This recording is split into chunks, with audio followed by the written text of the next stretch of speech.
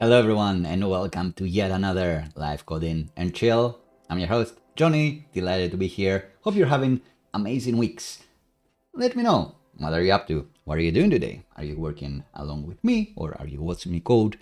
What would you like to see me do next? Today we will be doing React and Remix. Remix framework has been trending upwards recently because the front-end web app that you may know of called ChatGPT has switched to it last week. So let's have a look. Let's learn a bit more about Remix and figure out what are the benefits of using it. What are the similarities versus some of the other frameworks, meta frameworks that we've been using very often. We do SvelteKit here, we do Next.js, we do Astro, we do all sorts of things. And in fact, I did back Remix back in the day. I do have the zipper jacket to prove it. And it's mostly because I think the guys behind Remix are awesome.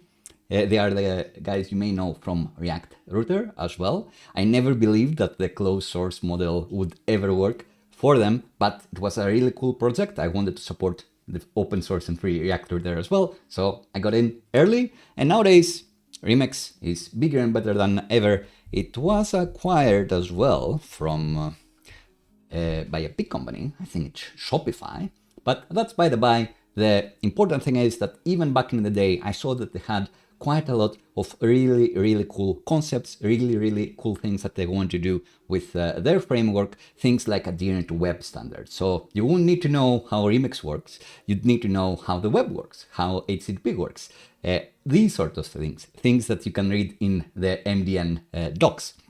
So that was great. And a lot of the knowledge there, a lot of the concepts got cross-pollinated to other frameworks, such as SvelteKit, such as Next.js. This is the thing with great ideas, especially if the language is the same, JavaScript and TypeScript. They go around, people borrow from each other. But of course, even this framework has a lot owing to stuff like Ruby on Rails, Laravel, or their great frameworks that engineers love to use. It's all about the developer experience. It's all about efficiency. A lot of good ideas for a TypeScript meta framework would be great ideas in a battle-proven Rails framework, for example.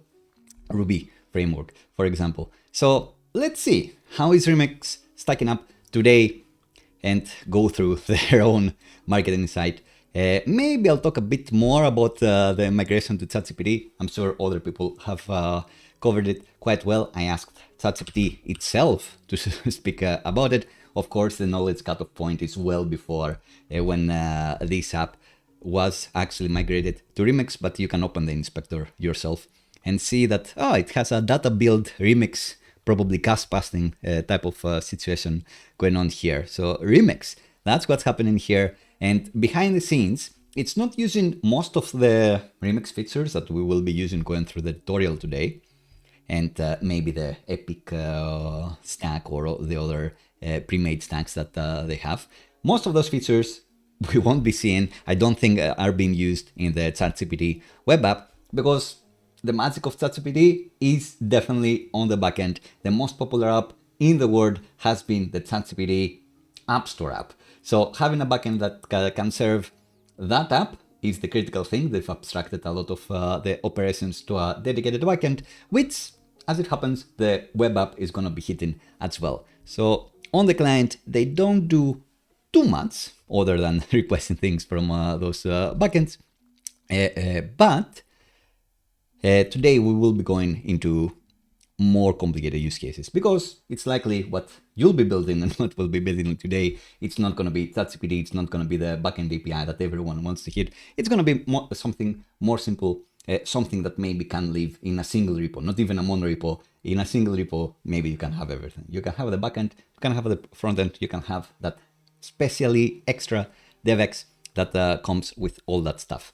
But that's enough rambling for today. Let's go through the docs and see what Remix offers. So in their own marketing, let's see what they're saying. A lot of these things, well, not just yet.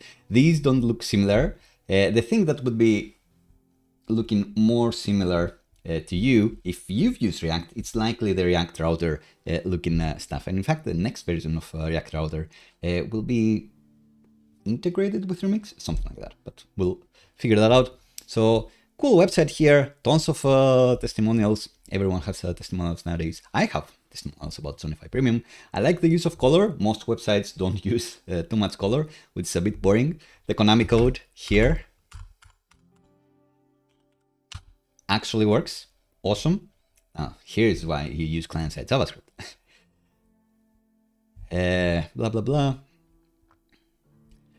So they're saying that we're sipping too much to the user. We can do so much stuff to get people unblocked and get in the website faster. So on the left is the classic waterfall that users may get and get overwhelmed by like a million spinners. It's like, oh, even on this, like kind of better. Like the apps can be definitely worse than this.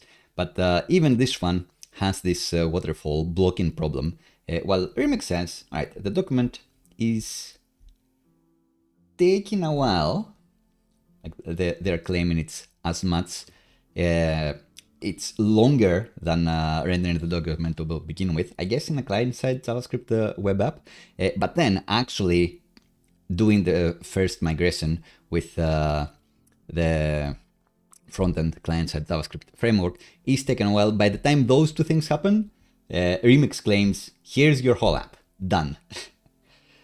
And it preloads the other pages on your web app, is what I imagine happens there. So if you do click, no, you get them concurrently. Amazing. So all of the other features, you're getting them concurrently. But we'll see how this applies to like layouts. I'm sure they're doing the SvelteKit thing as well of eagerly loading the other components that they suspect you'll be doing, either by hovering or whether it's the link is rendering the page. We'll figure out how that works. But yeah, they're saying with Remix or without Remix, not necessarily with Next.js, because Next.js, as always, as mentioned before, has borrowed a lot of these concepts. You get all the client-side JavaScript, but then, or most of the client-side JavaScript, and then the client-side JavaScript is fetching even more data and fetching even more components, so you get more loading spinners, and then that component is figuring out that, oh, it needs another component to be streamed in, and then it figures out that it needs even more, like these cards, so it takes a while. So I guess that's what Remix claims. It does a lot of work to server-side render the app here, and then hydrate the client-side JavaScript later. Interesting. I can see the similarity with SvelteKit as well, or with server components with Next.js, where you can do the same thing pretty much. You do all of the hard work on the server, and eventually you ship stuff that make the app reactive. So I wonder, like, from this point to this one, is the app not interactive? I'd imagine that it is. It's just that it may take a bit of like input delay, like you press, and if you haven't loaded other JavaScript needed, maybe it won't work, but maybe not, because first principles and things working offline and without JavaScript is a fundamental thing with Remix, as it is with SvelteKit as well. So I imagine it would work, but maybe you wouldn't have switched the client-side router, so to get a bespoke request, like a hard reload again, so you kind of get all of this document loading again.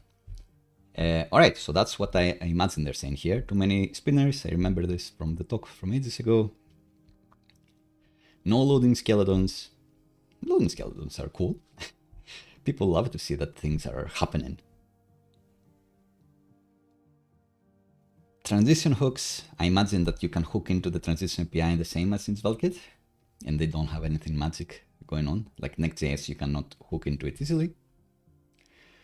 Error boundaries if something goes wrong. So if this component blows up, like the rest of the app is still interactive, you can click to refresh, not the whole app. Fair enough. Enough for now. Go read the docs, and we'll go through the tutorial.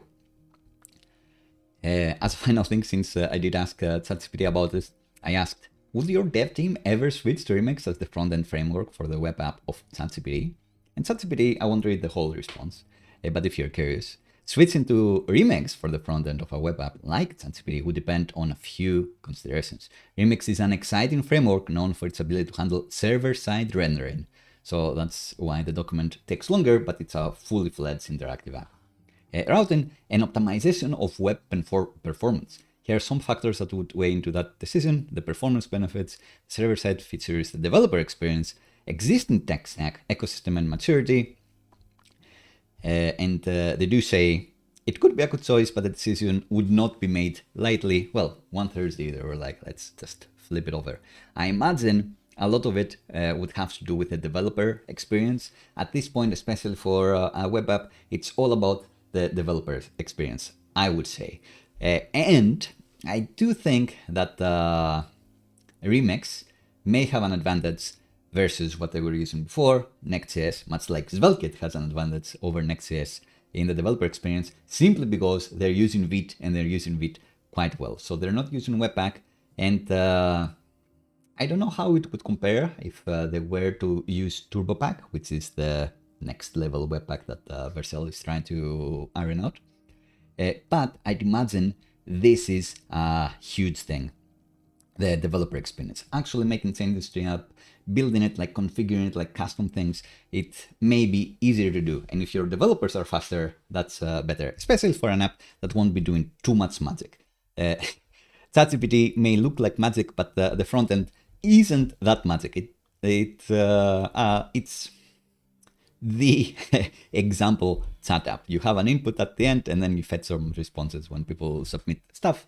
Like, you do have the sidebar and all of those things, but it's pretty fundamental. Like, render stuff on the screen, allow the user to do mutations by submitting something. Not too much. I guess you have attachments. You have like a few things, but not too many things. But not too much magic happening on the backend, like not view transitions or anything like that. It's all right. I imagine the other things wouldn't be as important for the choice to switch to Remix. Of course, very often with big companies, it will all come down to money. Maybe they do find then that decoupling themselves from Next.js and Vercel, not that you need to use Vercel, you need to deploy your Next.js app to Vercel, but maybe it could be easier for them to deploy to somewhere else their Remix app versus the Next.js app.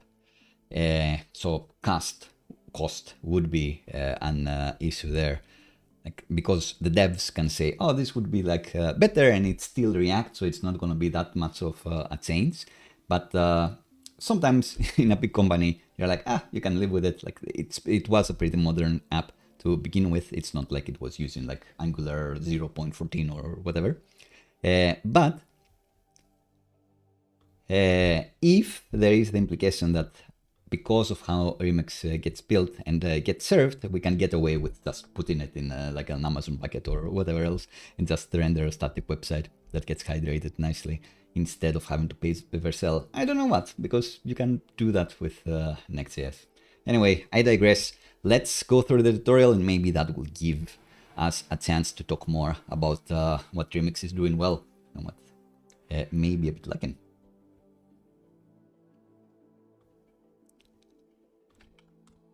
And as always, I will be putting in the timestamps here, so after the live stream I can relatively quickly add them as chapters in the video, so you can skip ahead. Like, if you see me rambling too much, then feel free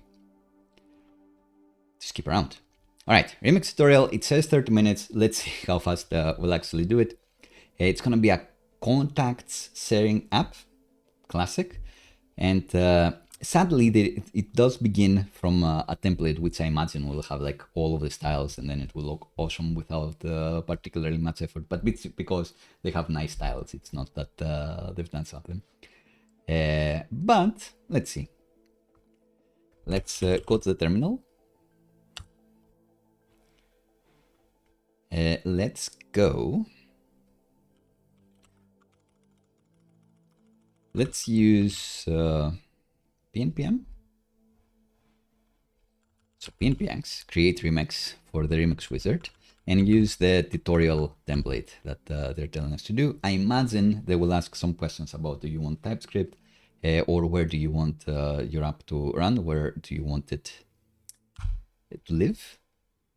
Hopefully it wants us to do it in the directory main. It'll be a disaster. Where should it create the project? Yes, let's say remix tutorial. Let's build a better website. There you go. Do you want a new Git repository? Recommended. So the answer is yes. You would say no to this if you were inside a monorepo. So we've shown monorepos in the previous live streams and very often in the past. If I'm already in a monorepo that has like a docs website or an app version of the website and like an API backend, that's when you wouldn't want yet another Git repository inside your monorepo. But for us, it's a clear yes. Install the dependencies with PNPM, so it figured out we're using PNPM. Nice. So it will just do it for us. And then we'll have to cd into the directory, start the server. Let's see what they would be suggesting.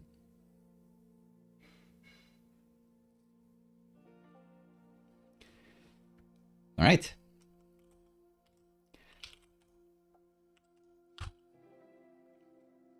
They're not saying to start the server, but usually I do like cd into this and then start the server with like pnpm dev. But let's see what we got here. This saying cd in there, pnpm install. This has already happened for us, and then pnpm dev. Let's see the app. And because it's Svelte, it's the familiar localhost 5173 that we see whenever we do SvelteKit. Not localhost 3000, which is whenever we do Webpack stuff and Next.js in particular. That's interesting. So pnpm dev, Vite. Good. There you go. Looks great.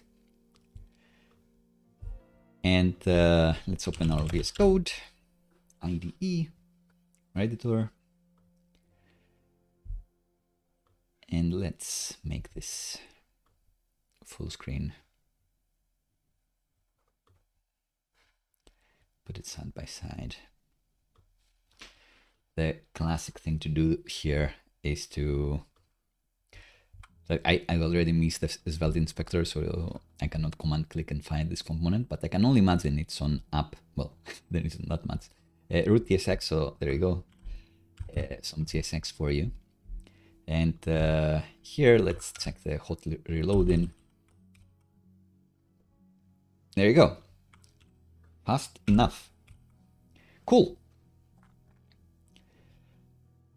So we can see this, the root route, it is saying that, let's see what we get actually. So we don't get prettier, no questions about prettier, which I think is essential in any project. ESLint, I can take it or leave it. Prettier, every project should have prettier. It has the app directory, which has the app stuff, I suppose. This data thing. It's a fake database, so I appreciate the warning here. I imagine we are creating the contacts and deleting the contacts and editing the contacts. So this is some logic. So it will write on the file system, I guess, stuff there, or maybe it will just populate an array. And every time we restart or maybe kill the server outright, then we'd be losing all the contacts we created. Method not allowed. All right, so I won't play around too much. The important stuff is that it goes to app root. So interesting, much like older Next.js, they don't use a source directory. You have to put stuff directly into app, which, you know, it's not wrong, but it's not my opinion. To me, like, put everything inside the source directory, then it's easier. Like, even when you set up tailoring, you just say scan in the source directory and you're fine. And lots of tooling you will be able to specify. Just look in the source directory and be done. You don't need to say, look in the app directory, but also in the public directory and also in this other directory. And you cannot just say, just scan the whole app, because you have the, the node modules and many other files that you won't want to scan. So something I don't like, but yeah, not the end of the word. We get a README, we get a tsconfig, which doesn't extend anything. So that's unlike what SvelteKit is doing, for example. So the dev server isn't creating a tsconfig that this is extending. This is just a tsconfig that we're free to mess around with as we please. This has its benefits, its pros and cons, and it's aliasing the paths as well with the squiggly sign, not the dollar sign, like dollar lib or whatever, which I think is more common. Interesting, it's fun to see these little changes. But let's go to any other app. Let's go to like Travel Pocket or where else.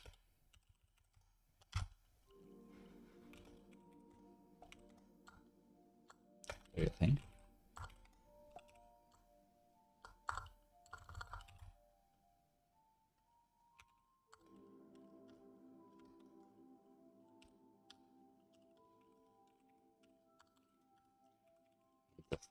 Add the prettier file, prettier RC. Yeah. Copy this config.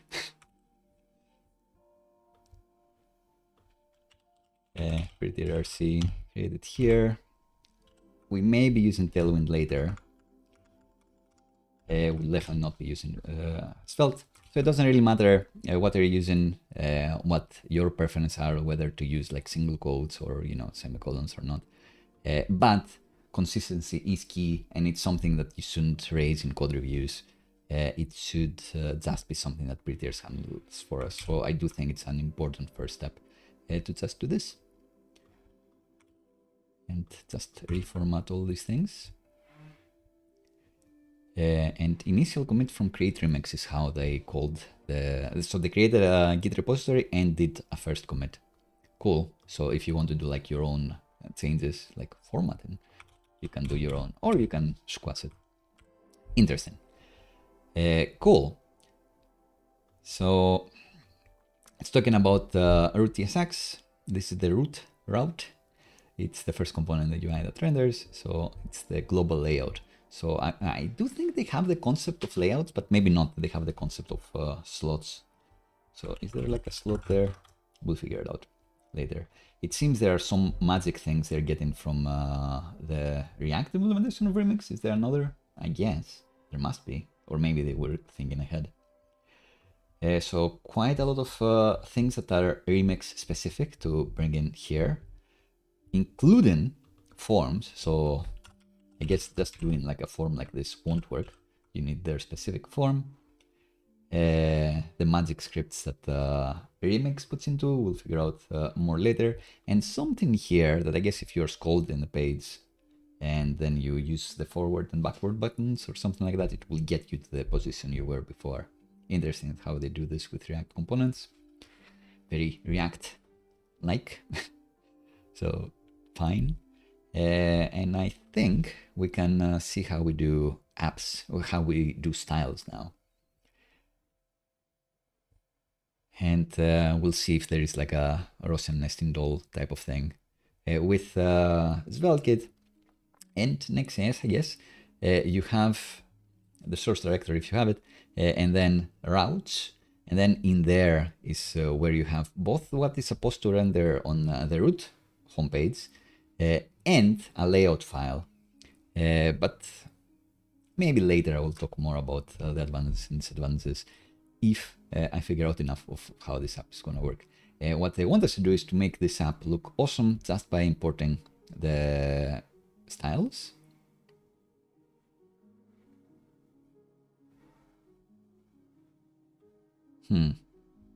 So every app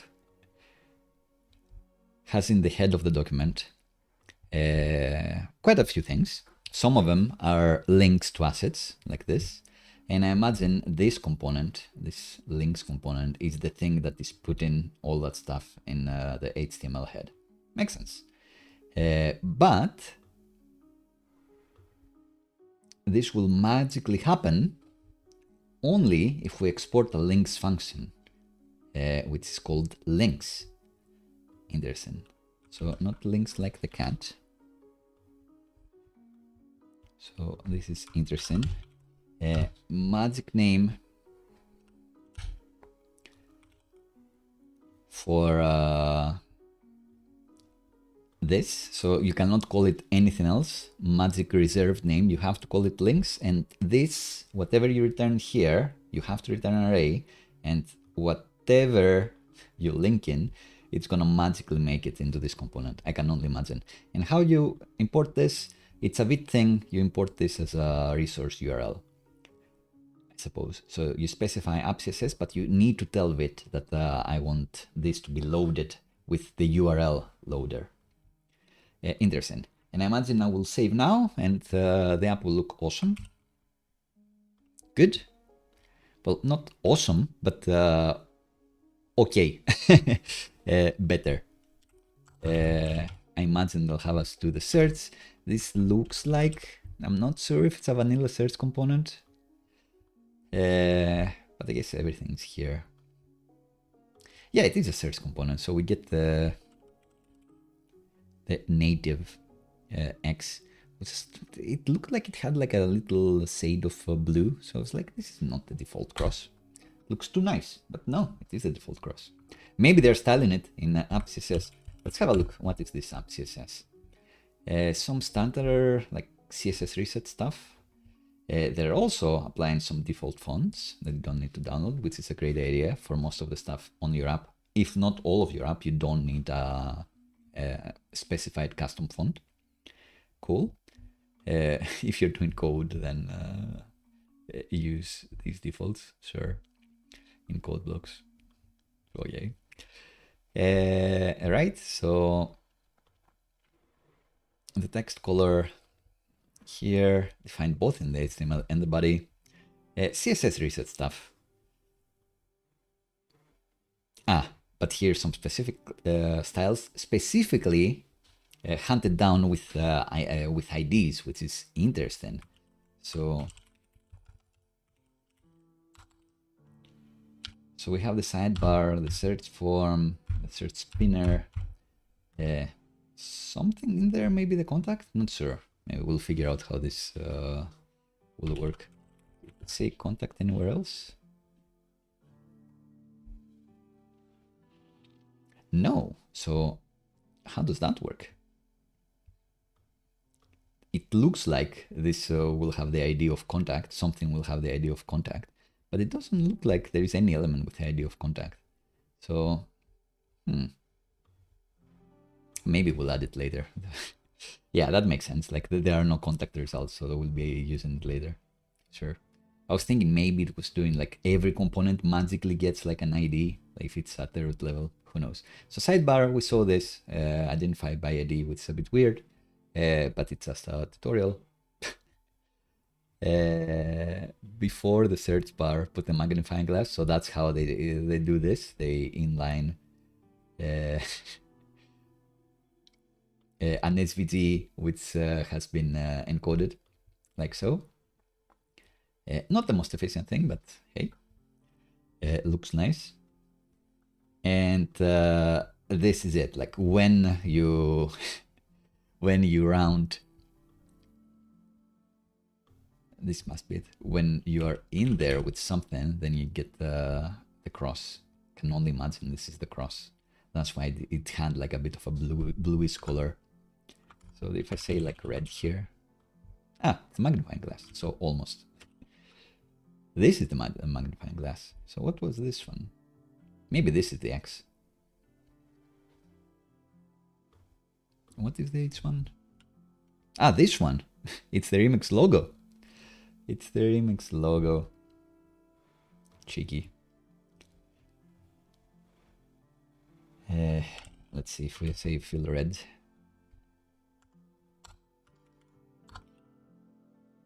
Well, it breaks this, so it is for the Remix logo.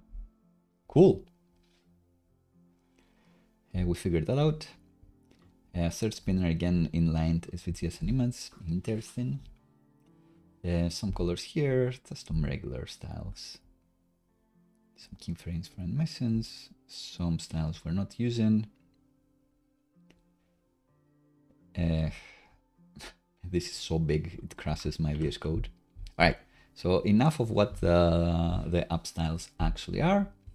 I guess the basic idea is you can have an app CSS or any CSS file, but you need to specify it. I imagine in any component or maybe these need to be named root. Maybe they need to reflect the path of the user. We'll find out soon enough. But if you want a CSS file loaded, you can't just do import this or import this or this. You need to import it specifically as a URL and then pass it into the magic links function. Interesting. Interesting. So I didn't mention Remix. A big good thing about it is that you don't need to learn Remix specific stuff, just the web fundamentals. This is Magic Remix. This is specifically Magic Remix. This is a magic name and it puts stuff in here. I guess arguably this is how Vite works. So that's like a standard that's not Vite related, but interesting. All right. So every route can export a links function that will be collected and rendered into the links component when rendering uproot TSX. All right, I figured it out. Thank you, docs. I did manage to figure it out. The app should look something like this now. And they're shouting out Jim Nielsen for the design of this. Great. Recent blog post as well. Awesomes. Great URL design. Oh, awesome subject. Shoutouts. Let me make this bigger as well. And after that, so we talked about styles. Maybe we'll go to dynamic routing first. Timestamp this. Yeah, it looks like we'll go to the contacts route. So this is the point. So we have this app, not quite responsive, but responsive enough, visible enough for our examples. The search does nothing. I imagine, yeah, we need to click on a contact and then go to this route. So we see that there are links to contact/1, and I imagine it's contact/2. So these are IDs. So these must be like magic parameters. And I wonder what the syntax will be for that. And where did they do it? Apps says, where did I here?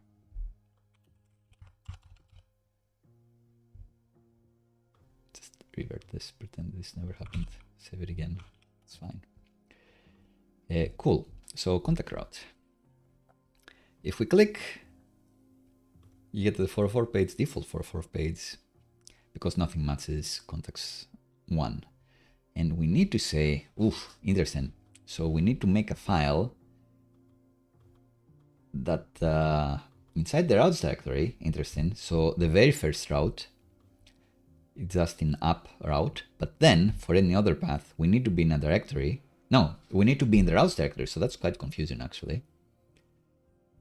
And in there, we have what we want the URL to be called, where the user should go.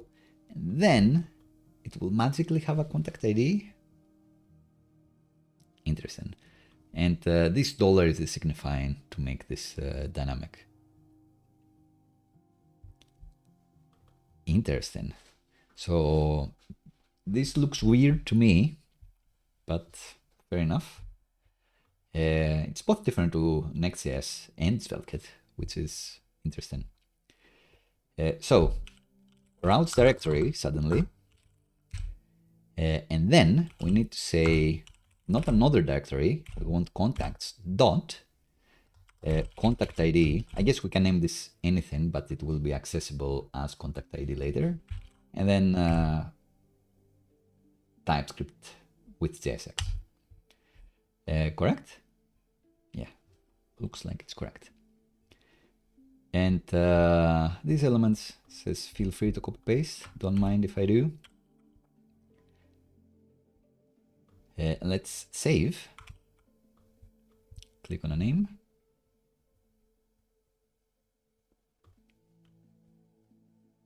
We got somewhere, but it doesn't look like we're seeing anything more. Because probably we need to load some data, I imagine. It feels like we should be seeing something already. Actually.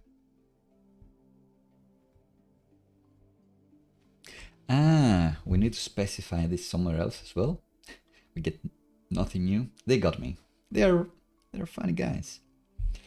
So let's see the UI before we talked about it. Unless you want me to try to guess what it does, if that's more fun. All right, so we need a slot or an outlet or something like that. All right, cool. Or render children in Svelte 5. Slot in web components land and Svelte 4 and earlier. And I remember this from React Router. Right. So the file system is saying now that you're trying to go to contacts/1 and you do have a matching routes contacts that does capture a contact ID. But so it is resolving this, but this is never actually put anywhere. This gets loaded, but it's not visible on the screen because we have nothing in our root file that says put it here. We don't have an outlet. And they're telling us put the outlet next to the sidebar. Which makes sense, to be honest. This is the sidebar. Next to it, we want the detail and import the magic outlet component. So yeah, in older Svelte or web components or whatever, you'd have slots. Now you have like a render children or whatever it is. And I guess in React, in Next.js, you would have like this children concept as well. Now, and in React Router, since a few versions, you have the concept of outlets. So now when I save, I expect I will see the contact card. All right. All right. Yeah, reasonably responsive. Cool. So now we can see how it looks. It's nice that it has the star emoji. It's using the star emoji for this. Forgive the squiggly underline here. I have worked in the UK for a long time, so I favor extra use. Anyway, we're faking some data here. Reload. Cool. We'll be getting these from our fake backend, I imagine. And we've said that we favorited this. This is not mobile responsive enough because we don't see the star. Last live stream we did a star animation. Actually, you can play around. We did this animation and we did the star animation. The unstar is not as exciting, but the star, nice. Go and play around. Less cool. This one, maybe they'll have us do a cool animation later, who knows. Right, so the avatar doesn't exist. The alt is the first and last name avatar, which is a classic mistake. People know that this is an image. You shouldn't say image or anything like that. You do get the ESLint rule for image, photo, and picture, but you get away if it's like avatar. And I don't particularly understand it. It's like, does it really help someone to read that this is Johnny's avatar? Isn't it the same as this is Johnny's profile picture or profile photo, which would get an ESLint underline? So why does avatar get a free pass? I don't know. Maybe people understand avatar more. Doesn't really matter. Interesting that they have a key prop for the image itself. I wonder if that has to do with cache busting or anything like that. Then they have like some JSX shorthand JSX fragments here. I imagine we'll do something cool with that later, and they didn't just add them for the lols. They're using I instead of an EM tag, italics instead of this. Interesting. But yeah, you can go to their Twitter profile if they have it. Ternary. If they have notes, you enter the notes. And there is an edit button that maybe will add some state to open the edit form, or it gets you to the edit form. Well, it has a form here, so I can only imagine. Oh, it does get you. Because it submits. Interesting. It submits and gets you into a different place. That will be interesting to do. And we want an alert, a confirm, not an alert specifically, whether you want to delete it or not. This works. Sure.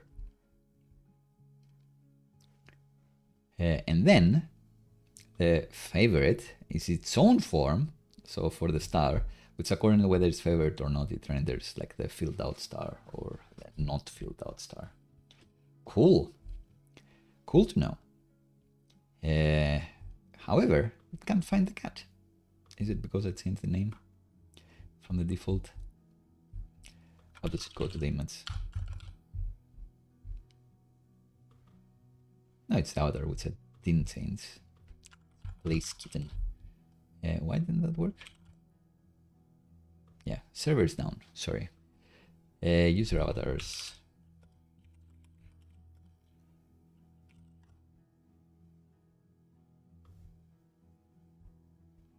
Have I used any of these?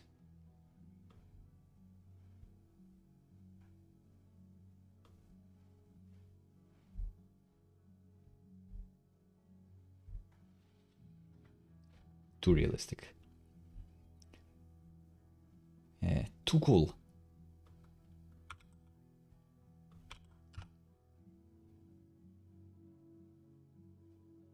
How cool is this? Too cool.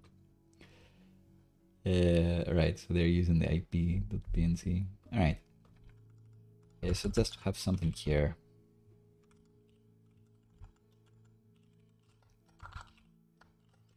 Can you specify dimensions? No.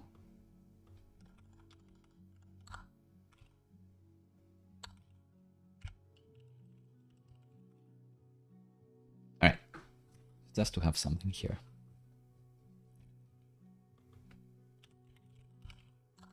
Which one do I like more? This one has some stats. Nice. All right. Cool. We resolved this. We resolved place kitten being down because it was too cute. I can only imagine. And then,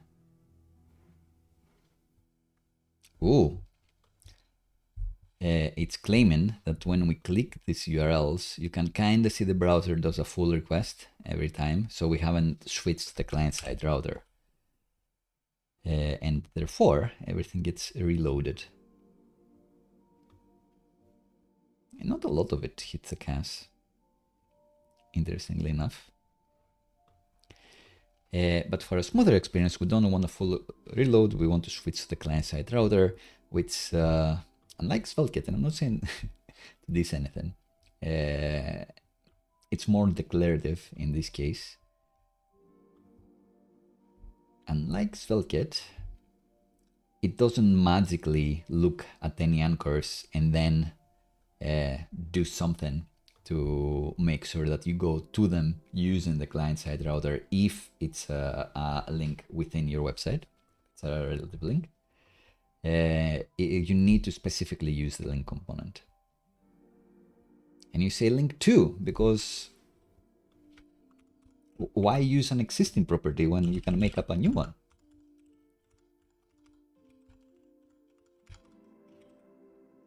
I do like this better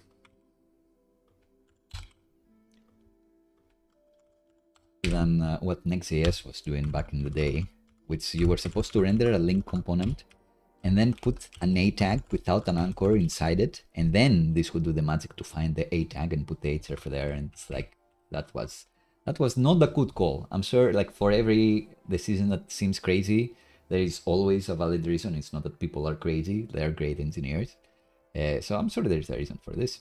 Probably because they designed React Router before they knew as much as they know today, which is still more than I know, arguably.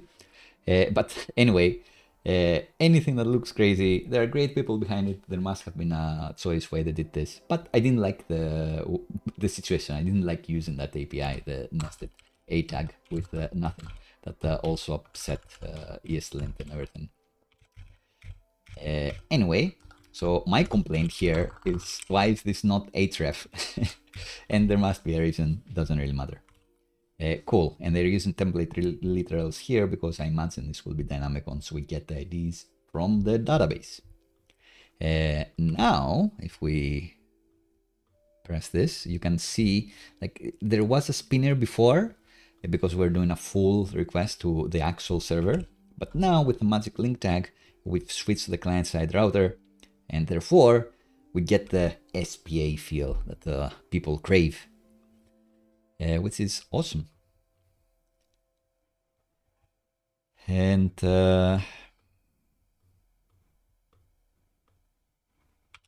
is it actually working? Ah, yeah, but this data is the same. No, don't go to X. So this is not dynamic data, so it looks the same every time. But you can see that nothing further is loaded, which is good. Without the client-side router, full server request will load everything every time. So, you know, sometimes JavaScript can make things fast. Is the learning of the day. Cool. So, loading data. This is the big thing. Both routes look the same. Why is that? It's because we've hard-coded the contact. I just made this up. Great.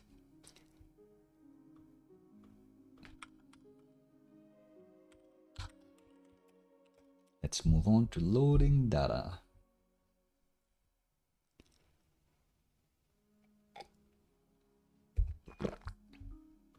Both URLs look like we're in the same place. We don't even have active styles. I'm sure we'll add them later, but you can see that this is a 2 and this is a 1. That's a differentiating point. And it's because this is hard-coded data. So in this component, you always get the same contact. And we'll want to load it. Let's see how we do that. URL segments, layouts, and data are more often than not coupled or tripled together. That makes sense. So in the root route, we have a list of items here, sure. And then in the detail, we have just like even more details about one of the things that are in here, sure. And for that, there are some conventions that the Remix has, and it's to use another magic method called loader, and whatever you return there, if you return the JSON, I don't know if you can return the something else. Let's read. Not really.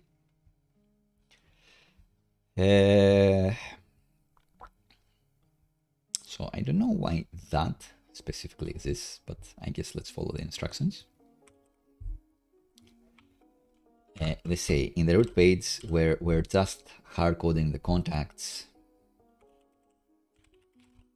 What are the contacts?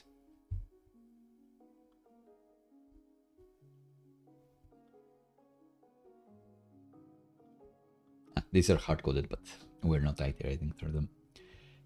So, much like there is a magic thing with the links here, there is another magic name called loader.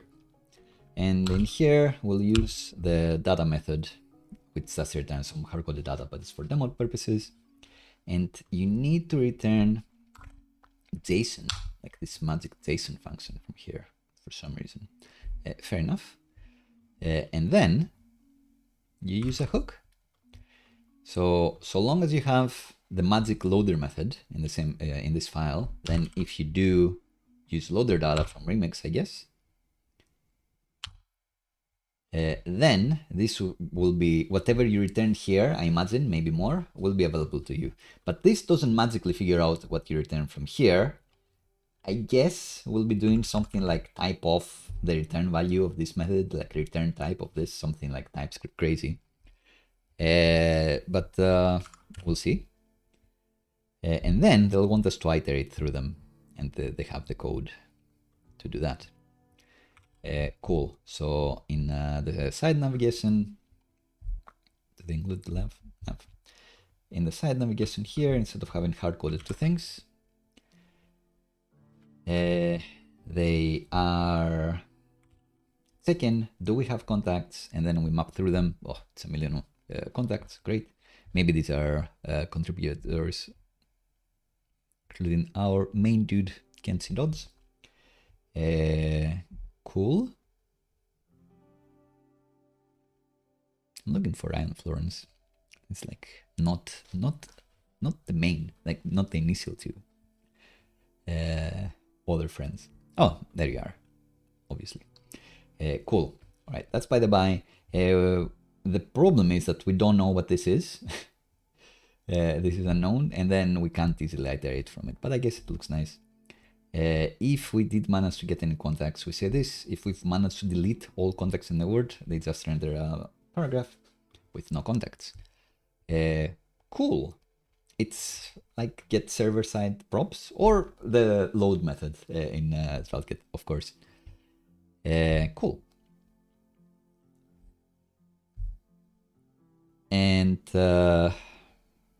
we're not loading the data elsewhere. All right, so TypeScript is complaining, and we need to say type of loader, not type of return type of loader, which is interesting. I guess like there is some TypeScript magic inside here where you specify what your loader is, and if you specify the loader, then it will look at the return type of the loader, so you don't have to do it. So all you need to do is type of loader, which is good. What would have been bad is if I needed to specify like the loader data is going to be contacts, like ChatGPT suggests like contact records. Like if you manually type, you've lost with TypeScript. If you can infer types, then do it. So type of loader, this is this thing, and then magically it knows that we have contacts. I love this. I love this in SvelteKit as well, when you magically load data and it just knows what it is. Great. Great, great, great. Awesome. Saving this does nothing because it was just a TypeScript error. The code would have run anyway. I guess the TypeScript compiler doesn't run, so it doesn't blow up if there is a type error. But it's good for your editor experience, for your DevEx, to have the types. Cool. So now, let's see.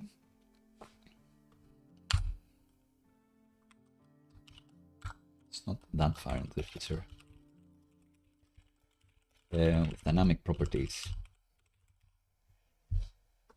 I can see where they're going with this, and I can imagine that now they'll want us, now that each link is going to the unique ID of a person, will want to use loader data to get the information for that specific person, not just the hard-coded Sony McGrip is here.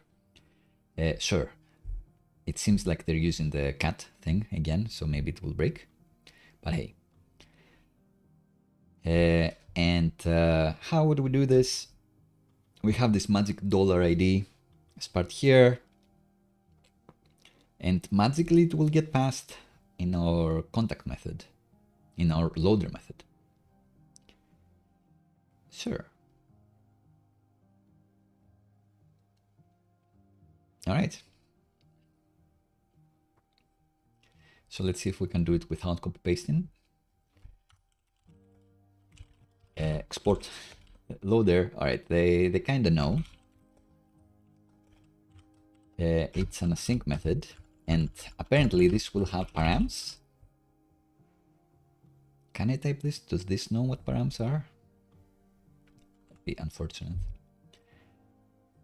The specific contact is gonna be indeed. Does this magically know where it is? No. So that I hope we can resolve this. There should be enough magic there to know that, oh, you're in app routes, you have the $contact ID. I want this to be populated with a contact ID. This is a huge thing that would make me sad if it doesn't exist. All right, so contacts.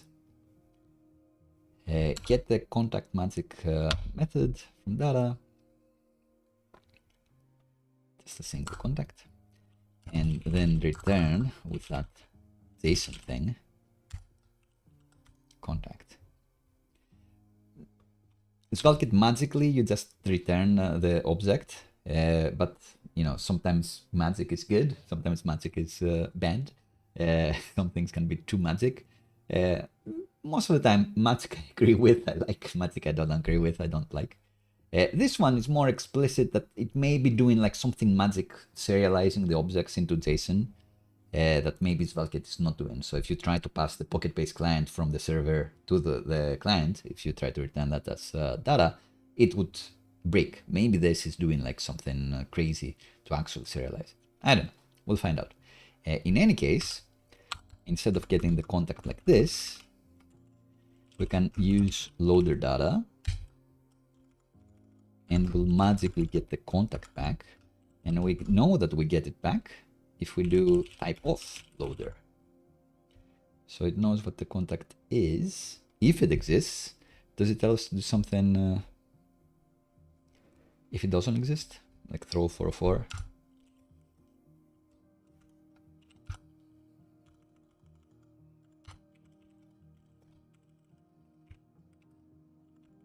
I'm sure they'll have something. Oh, actual pictures. Nice.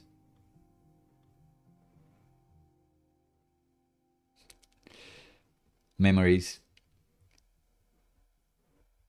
I say memories, but of course, most of these people, well, I'd imagine none of these people remember me, but I've seen them live in London, some of them. We've maybe chatted. Maybe I had a question for him.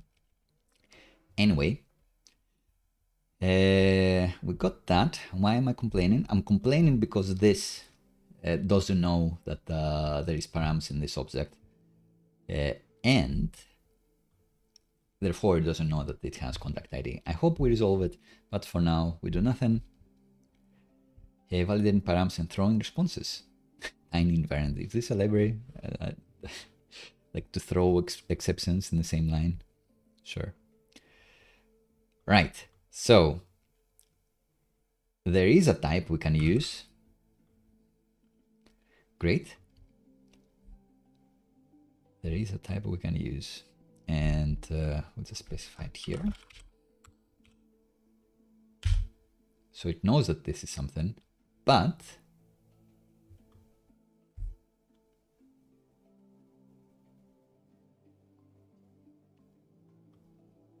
it's still not sure if this exists. So we can throw the invariant exception here, the tiny invariant packets. And once we ensure that this exists, we actually use it. All right, so we just use this type that's from the remix run React packets, right? No, from the remix run node packets. And somehow, magically, it does understand that because we are in this URL, app routes contacts magic contact ID, it knows that this is either string or undefined somehow. So maybe like if you went here, maybe it would be undefined. Cool. This is really cool because if I say, oh, I want to call this ID now, then, it's not as cool as I thought.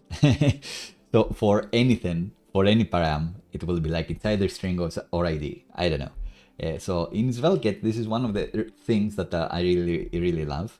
SvelteKit does do its magic stuff to generate the types for you as you run the server. So it will know that this route will have an ID parameter captured for you. So if you want to refactor the names, then it's much easier. Here, it seems like they've typed this that params can have any key. It may be a string or it may be nothing.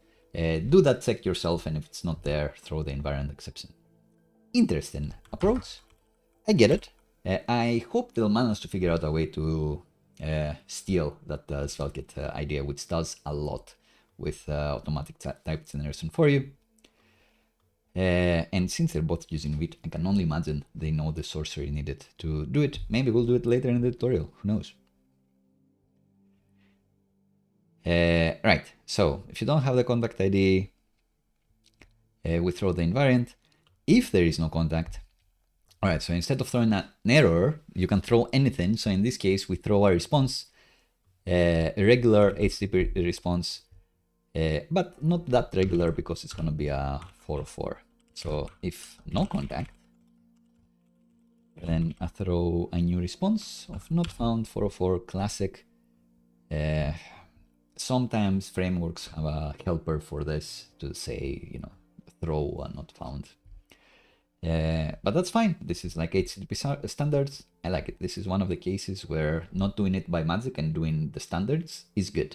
I think this is great.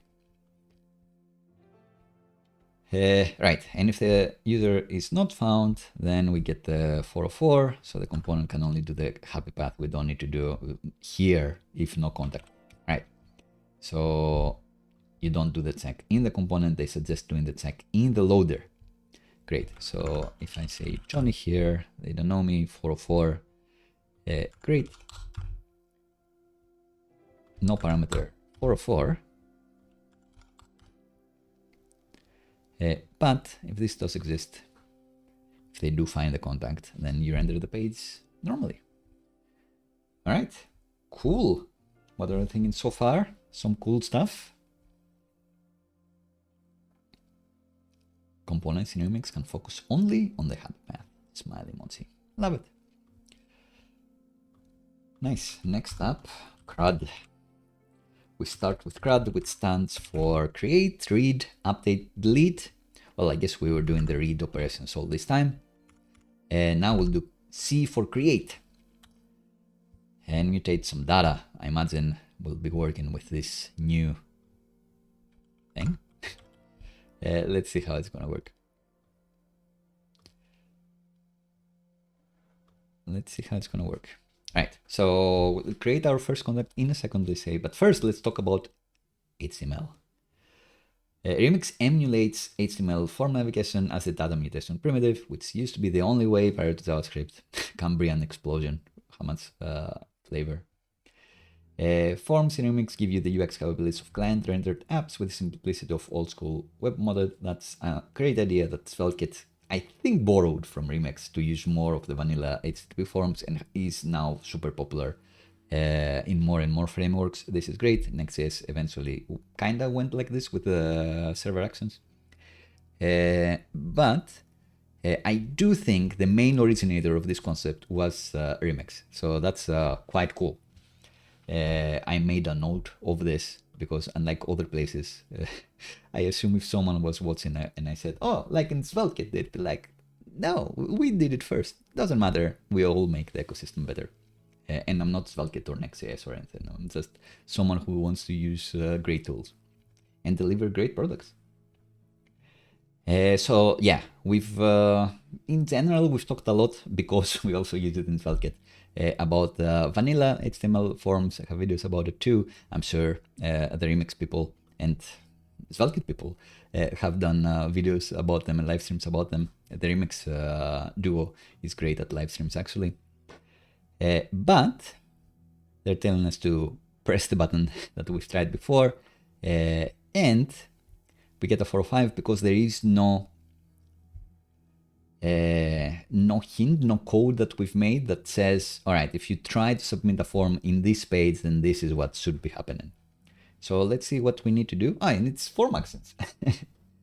Maybe inspired. Maybe was inspiring for the Next.js latest rewrites, latest like in the past year or however long it's been. Right, so another magic name, we need to export an action, and we do it on the root in this case. Maybe because the form lives in the root and it has like no path or action or something like that. Maybe there is a parameter there.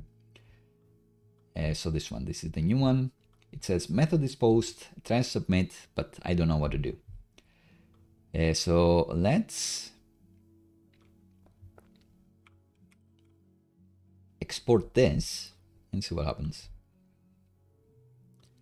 So another magic name, export action. There is a helper method for create empty contact that I imagine creates just a record like an object with empty values, empty strings, and then it returns it.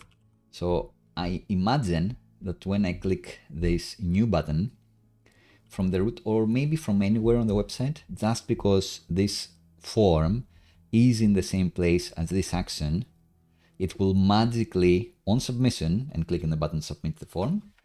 You don't need this because any button inside the form is by default a submit button. But maybe they're doing something crazy here.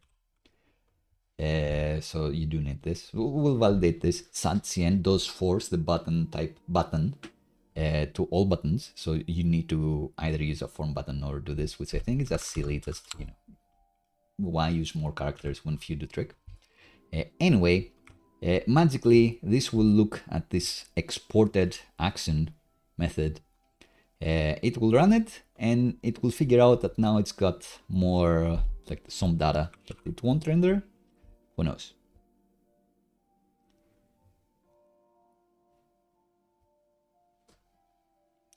Ah, cool. So here they're flexing that you don't need use state and non-submit callbacks and use effect and all of this.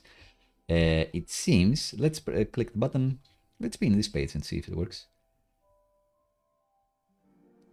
No name. All right, there you go. So it did create it immediately. And we can go to it and it has like nothing, and we can keep clicking it to get even more. It takes a while to respond, so maybe we'll want a spinner. But it keeps creating empty records, creates empty contacts, and you can go in there to edit them. Maybe instead of JSON, we will be returning a redirect, but who knows? We'll figure it out. Redirect goes straight to the edit page. So yeah, here there'll be flexing that instead of what you may be used to in React land, where you need like a couple hooks and a couple callbacks to get things going. We're doing it in the old school style of vanilla HTTP forms, how SvelteKit does it, and it will just work. Cool. So now that we have that, how do we get an edit form? So, oh.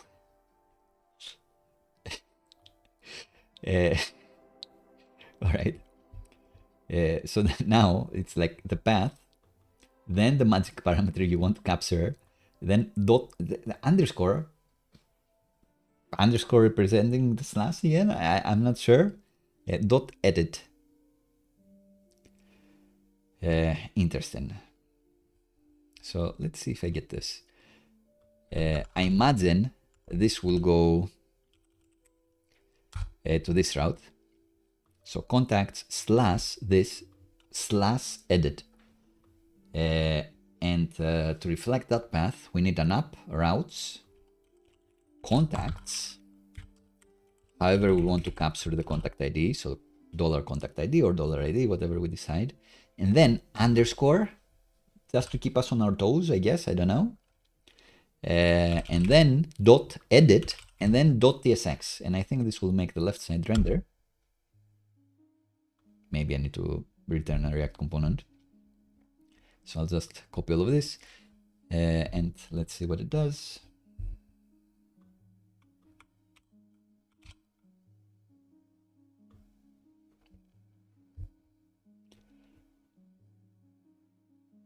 Routes, contacts, contact ID, edit tsx, edit.tsx. Feels good. This one I needed to refresh, so not hot reloading for this one. So it looks like I'd expect, like in other places, including app router and SvelteKit, you have like directory routing. So you'd have something like this. And then you have like the .page file, and then you'd have another one here for the edit page, page.svelte or whatever, which I think is much saner. But we'll see. Maybe they have like an option for this. But the reality, as far as the tutorial goes, is that to reflect this route, we need to say, we need to have no directories. We need to have a file named contacts dot $contact ID underscore, keep us on our toes, dot edit dot tsx. So the dots become slashes, but in order to understand that there is a dynamic parameter coming and then that the dynamic parameter finished, we need both the dollar and the underscore. I guess that's what needed to happen here.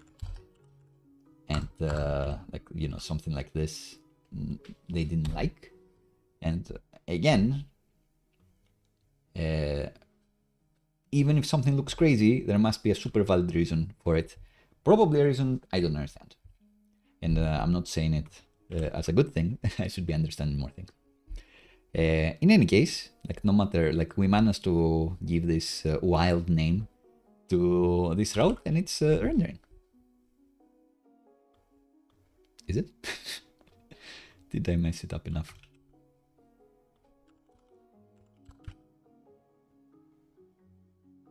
I'll restart the server because I was playing around and it seems like it blew up. Oh, maybe not.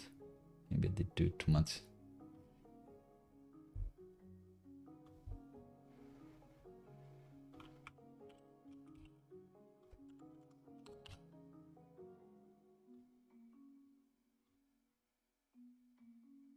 Right. So it seems that killing the server killed these things. New one here. So it's in memory. It doesn't write anything in the file. If you really kill the server, these get deleted. All right, we're here. We're in this edit page. It has a loader which checks again if we have a contact ID, if we can't find the contact, or else we throw a response. And that's it. It looks like there is no action for the save button, and I imagine that's what we'll be doing soon. We can see the new route, indeed. Maybe if we press cancel, maybe cancel is on the link. Button type button. That does nothing. Okay. The other question that I had.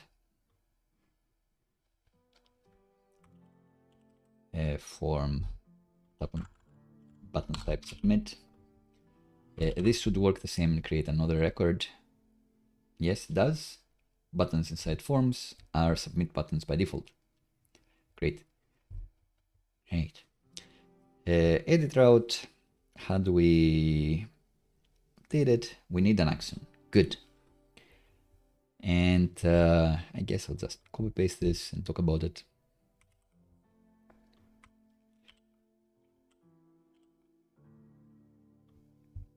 So in this edit route, we need an action to specify whenever a form gets submitted here, what do we do? Should be this. And we're doing the sanity check of whether the contact ID is missing, which should never happen, but hey. And then we run the update contact helper method. We don't do anything with the result because we redirect to the detail page. Sure. And then, as if by magic, this form, which is a post form, will look into this magic file and handle it as so. So if I were to say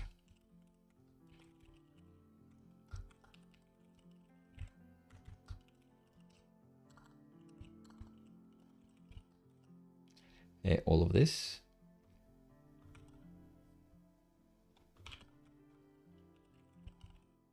and save, perfect. Beautiful.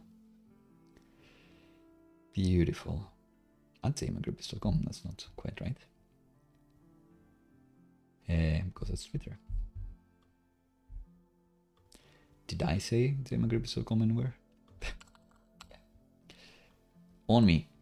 All right. Beautiful. We're cooking with gas.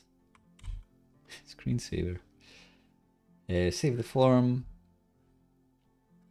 Self-deprecating humor. That's a glorious beard. Anyone in the chat? Not today. Not today.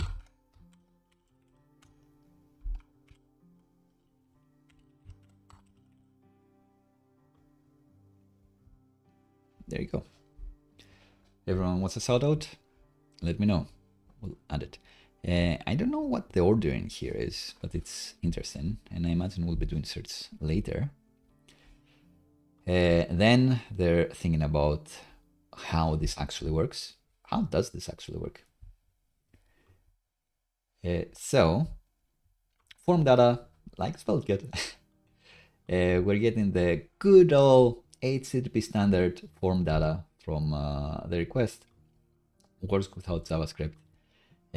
It creates an object of just the update. So I guess this in theory could be a subset, and then we have this helper method that updates the given contact ID with whatever parcel you have here. And what's form data? Inside the form, if you have input fields with names, they'll be included as the payload. Sweet.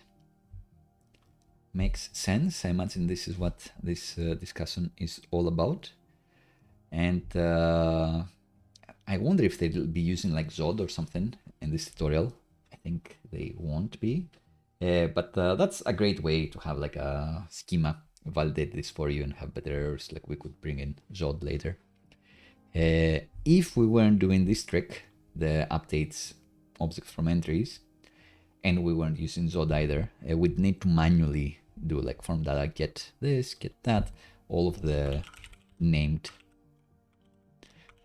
inputs. So we have the first name, we have the last name, we have the Twitter handle, and we have the avatar, and we have optionally notes. So that's it. All of these things would need to get one by one. And then you return a redirect. So there must be a reason, but I do find it's a bit weird that here we're throwing a response. While here they have a helper method for a redirect. Because a redirect is just another response with a different status code. So like the 307 or, you know, something like that. And you could be getting back a 201 if you wanted to stay on the page, but you get a redirect, which is a redirect response with a specific status code. But instead of making it ourselves, they do have a helper method for this one. So why don't they have a not found helper? I don't know. There must be a reason. Important to highlight. The redirect helper makes it easy to return a response that tells the app to change locations. All right. So even here, like we could return a response manually. So if we did the same thing here, we could just return the response, but not throw the response. So a bit different. Not sure why.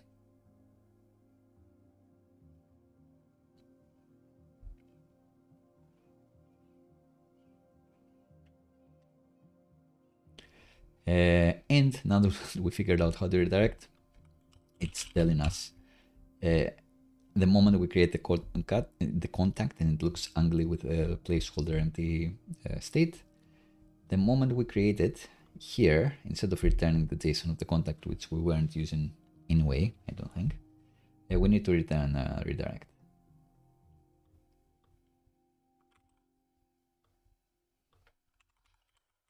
So we need to bring this in. And now when we click new, we go straight into the edit page. Indeed.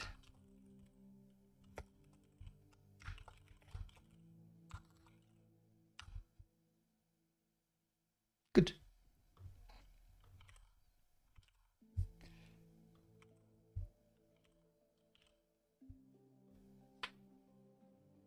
Cool. Cool. So we were in the updating at some point. Maybe here. And maybe coming up is a loading UI. Oh, active link styling. So now, no matter where we click, nothing gets remembered, nothing stays highlighted, which it should remind us whereabouts we are. Cool. And there is this NavLink concept that gives you what? Gives you nothing.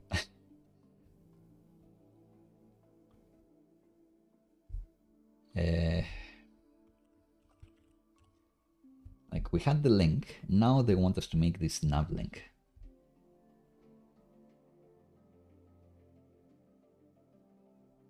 What's the difference? The NavLink, instead of just class names, it has the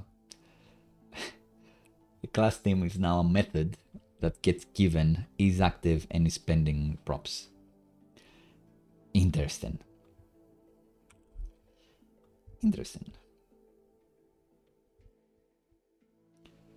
All right. So here, instead of just saying to there,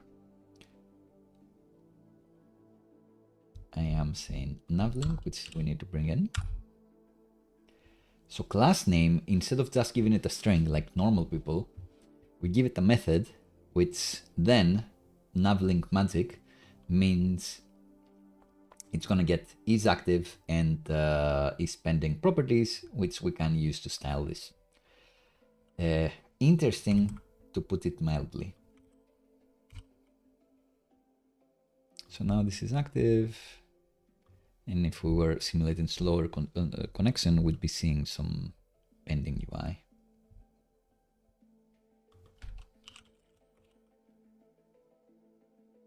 Oh, it's flashing. Nice. Cool. All right. So yeah, I think at some point they had like higher order components where all the raids, which were components that for children you'd be passing in methods that would be given like in spending props and all of that. People didn't really like that, but I suppose it's the same concept that class name. Instead of a string, we're gonna give you a method that's gonna have isActive and isPending. Interesting how they went with an existing property name here, and instead of href, they did something different with 2. Interesting. And cool. All right, pending UI. Let's actually say I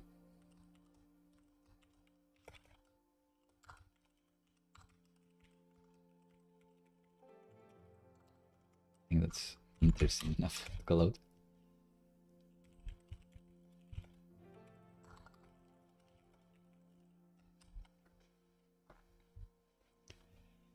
And we're going into the word of maybe skeleton UI. In the marketing, did they not say no skeletons? No skeletons in this closet. But here, they're gonna teach us about global pending UI. As the user navigates the app, Remix will leave the old page up as data is loading for the next page. You may have noticed the app feels a little unresponsive as you click through the list.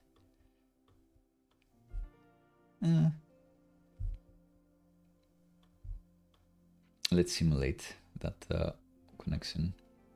Yeah, so now even with fast 4G, not great, but not too bad. Slow 4G, it is a bit sluggish. We do get the active UI, so not too bad. Decent. But usually users they click and immediately an action happens. Even if they see loading spinners, I think they're happier if that happens. And it says Remix manages in all the state behind the scenes and reveal the pieces you need to build dynamic web apps. So I imagine much like the NavLink component has a isPending, isActive thing, use navigation will have something to tell us, is it trying to navigate somewhere, and then we'll show skeleton UI. Or similar. My puppy is snoring so happily. So in the root of our app, yet again,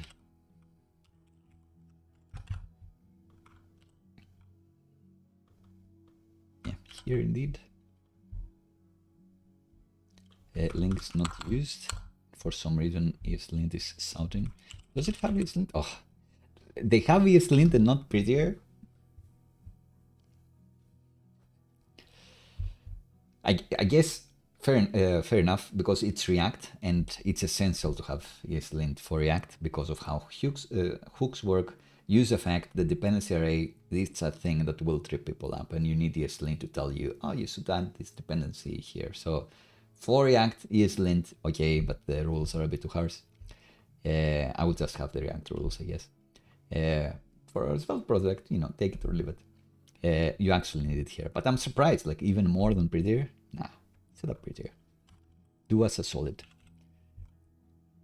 Anyway, we'll use the use navigation hook and have the navigation object, which we'll use to see if the navigation state is in a loading state, and then pass this loading class to the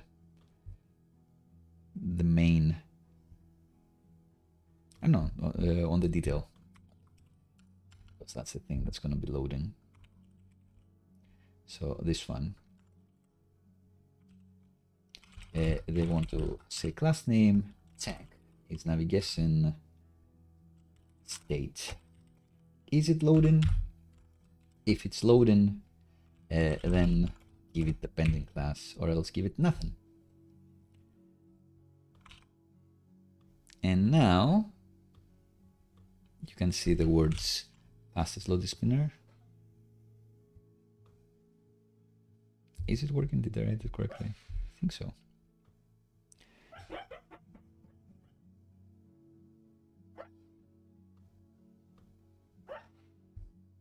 It doesn't quite work. Did I say pending instead of loading? Yeah. Alright. Alright, so it fades out the existing one, which at least tells the user that they've done something. Sure.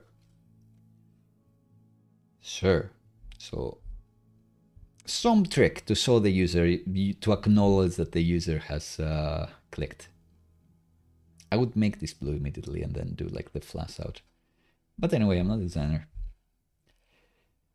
Form action destroy. Why? What a name. Will we have a destroy action? We'll find out. Right, so on Skeleton UI, they did joke about it in the marketing docs, but it's the same concept. So they have the navigation hook. You can check the navigation state anywhere you want, and if it's loading, then you can show Skeleton UI if you want. It's similar, like fading this out. It's, you know, less cool Skeleton UI, but kind of fun. That they dissed it and then they can use it. All right, cool. Move on to deleting records.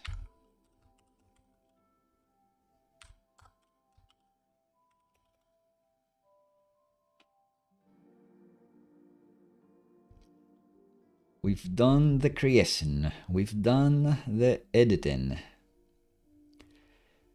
What we need... Oh, cancel does nothing. Interesting. I'll check later. I'll leave this as a to-do if there is a step that we missed or if it's later on. Delete. You cannot delete it as you edit it, interestingly enough. But if you're not editing it, you can actually press delete. Cool. How will this work? Let's find out.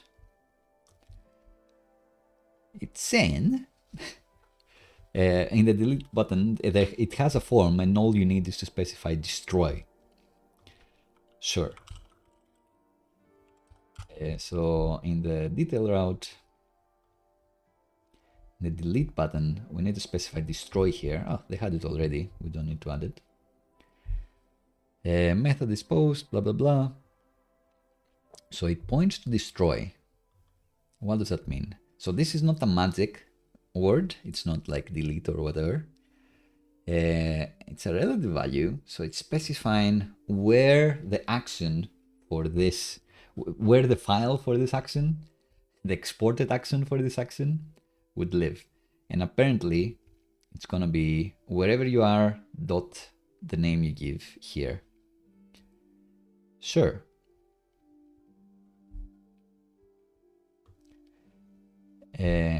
Is it going to be TSX? I guess so. So let's see. It came in the same directory, contact id.destroy.tsx, and that's why they have the underscore. No underscore means this is an exported underscore for this route. Maybe. Yeah, so that has to be it. Okay, that could be better. Like, you can do better than this. But you know, as always, everything happens for a reason. So even this craziness, it happens because there was a problem. So in order to stay in the same path, but use a different exported action, they change the ones that should be in subpaths by adding the underscore. So sometimes dot means slash in the URL. Sometimes it doesn't mean that. Sometimes it means look somewhere else.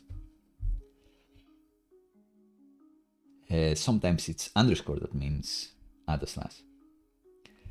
All right, so we've created the route. We need to export action. Action is a magic name, so even though we've named it destroy, that affects the file name, you still need to export an action. You still need to do the validation like a mug yourself, and call the helper method to delete the contact and then redirect to the route, which has everything. And it will just work. So just, you know, randomly like click on someone, press delete. Oh, it has the confirmation dialog. Press OK. Not found. Must have messed something up. So how can you mess this name up? Like, it's so easy. Let's see. So this destroy action, copy didn't work. It copies the contents, obviously. And I cannot highlight this. Come on. Come on. Right, so this. What did this do? Insane.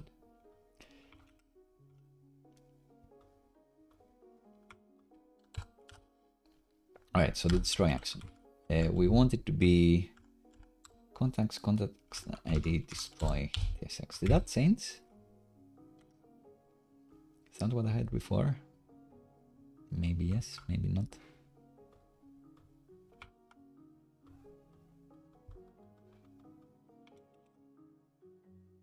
Back button didn't work, interestingly enough. Delete. No confirmation dialog this time. This time it just worked. So maybe that's the... Well, maybe I had a typo here. Realistically, I must have had a typo. But who can blame me? What a name.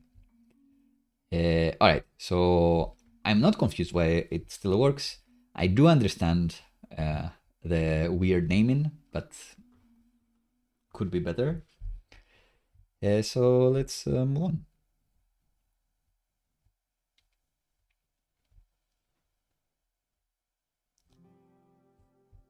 So when we are in the index, this big blank page. When a route has children, you are at the parent route's path, the outlet has nothing to render. All right, but if you put a roots underscore index, that's what's gonna get rendered here. All right, so let's try this out. It's the next step. Yeah, but I didn't have anything here. So underscore index is like keep you on your toes, and it's React, so it's gonna take me like too long to return anything.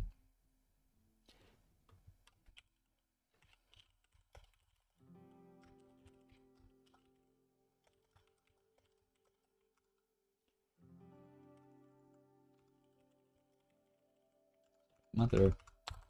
Sometimes do fat arrow, sometimes not. Don't know why.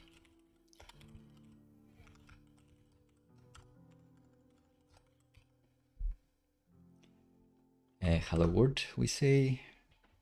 All right, so hot reloading, kind of so-so. After the file has been created, it's super fast, good. But when the file is getting created, a bit dodgy, takes a while. And they have some styles for this.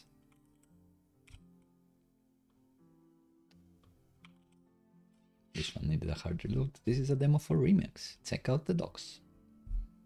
Cool. Someone is passing by the terrace and my puppy has woken up. Hello, Summer. How are you? Cool.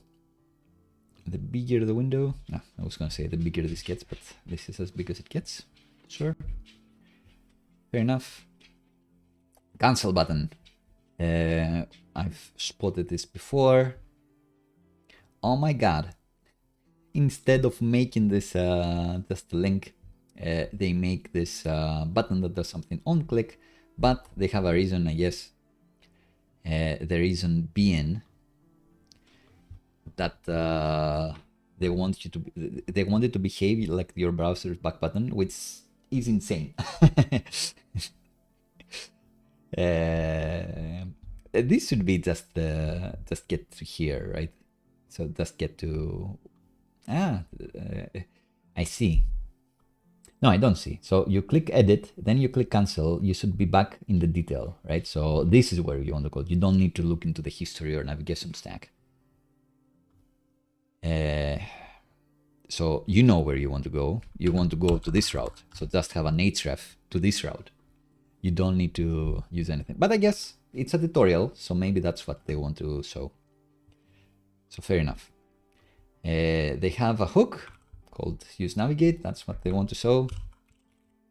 This is the edit page. Yeah. So get this hook, get the navigate thing. The red squiggly always gets me. One of the worst ESLint rules. Like I know when I'm using or not using something. It's one of my biggest pet peeves. Like I see red and I'm like, what did I do wrong? And the answer is nothing. I declared something that I'm gonna use, which is the only way to do it, really. You can't pre-use it and then declare it. You can, but it's just strictly worse. Ignore.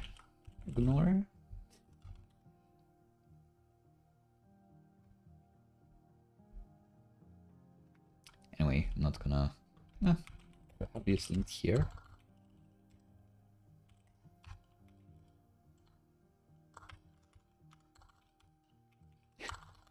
It's annoying me enough.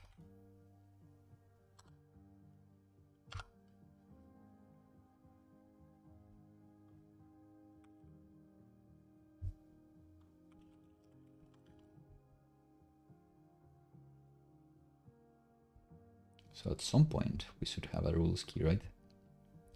And which version of ESLint is this anyway? So not only are they forcing ESLint, they are also cowards and not using ESLint 9. Interesting. Yeah.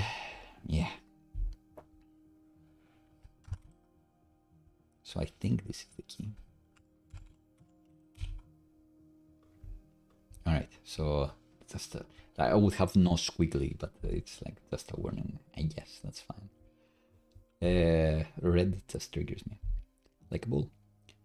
Anyway, enough about this. We have this navigate helper here, and we're gonna say when you click cancel, so on click, we're gonna call navigate with -1 to go one step back, like with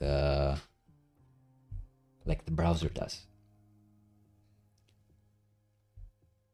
And a rare instance of where you need to specify button because you are inside the form indeed.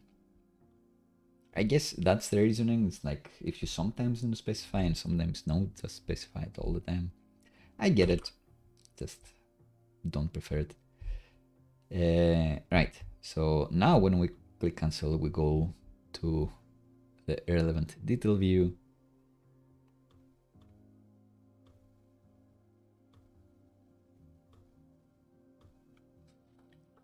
Fair enough, never do this. In this case, you should just have an extra for a link that goes back to the detail of this person. You know where you're going. Because maybe someone has pasted you this link on Slack, right?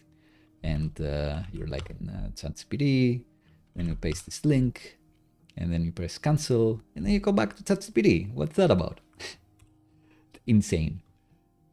But again, maybe they just want to show the navigate functionality. Fair enough. And button type button, while seemingly redundant, is the HTML way of preventing a button from submitting its form. True, a button inside a form is a submit button by default, so this is the redundant one. You shouldn't have this. This one you should have it because by default it would have been a submit button. Great. So the one you point out correctly, it's not redundant. Every other one you didn't point out, redundant. But case for consistency, I guess. Cool. 2 more features to go. It's the certs. Cool one.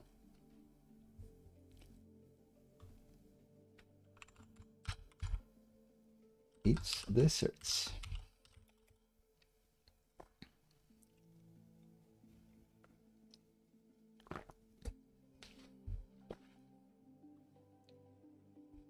So they've been teasing us with this certs on the top left all throughout, but it does nothing. It does nothing. Some clicks don't quite work, which is slightly suspicious. Anyway, let's implement the certs. And it's great, like instead of having a million use states, I imagine they're gonna keep their state in the URL. So when you do WhatsApp or Slack or whatever, the links, copy and paste the links to other people, they'll be filtering all the same. So if you are slicing and dicing into a stats dashboard view or whatever, you can copy paste your specific filters, your specific time ranges, whatever you're doing to your colleague, and they'll see exactly the same. And the bonus as a developer is that you don't need a state management tool and a million hooks or whatever. Just respect the HTTP standards. So you use the URL search params. We do this all the time. Therefore, I will just copy paste what they're saying here. They're saying that I guess in any route, we'll do the standard where if you say to Johnny, we're gonna use this parameter to filter for Johnny here. But how do we get this? Apparently, the loader function in the homepage, I imagine, the root. So our loader, one of the things it gets is the request. And we need to type this as loader function arguments. Cool. And then the URL is gonna be request URL. Oh, you need to put it in the URL object. I guess this is just a string. Yeah, so this is just a string, but this will make it a URL object. And it means we'll be able to easily get the query parameters, also known as search parameters. And I guess the abstraction here is that get contacts, instead of taking like an object with a queue or a query or whatever, just takes queue for query or whatever, you know, any string. And then it will use it to only fetch the matching contacts. Let's see. All right, so just Johnny's here. If we ignored this and said like Alex, then it would show these things. And if I were to change this manually, filtering will work. All right, but they already have an input of type search, which is how you get the magnifying, how you get the escape functionality for free. So the moment you've typed something, you get this button you can click, and pressing escape clears the search input. That's the special thing with the search input versus the text input. Otherwise, it's like the text input. And does this just work? Yeah, it just works. You just need to submit it. So because it's a form with a get, Default behavior, vanilla. This is not Remix, this is not SvelteKit, this is HTTP, old school. We've talked about this before. It will submit here. Cool. And I guess, what's this div? I imagine nothing will change if we put it in the new search element, but it is better for accessibility. So just put it in. Good. What else are they saying? It's a normal state navigation. You can press the back button and then you'll see different people. Madam Eve.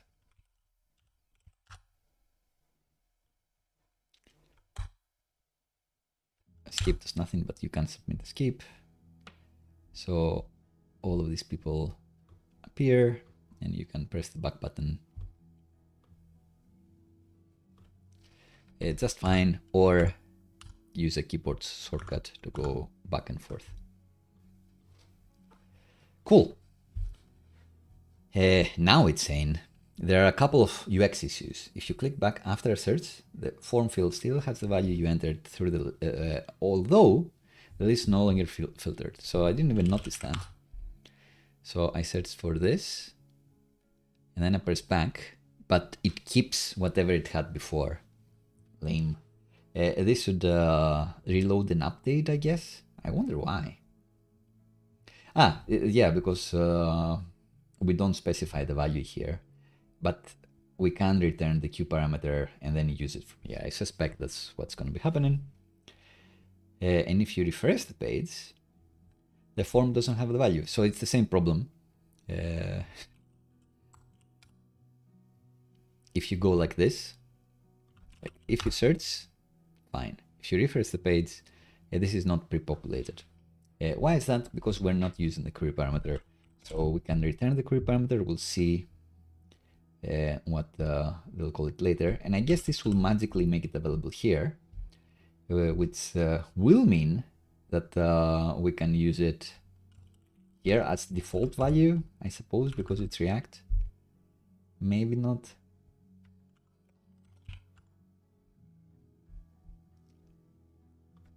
Can I do this? So now with a refresh, it stays. With the back button, doesn't update, interestingly enough. So maybe instead of default value, I should call it value. But then what happens on click? So let's see what the tutorial says. The tutorial does say return it as Q.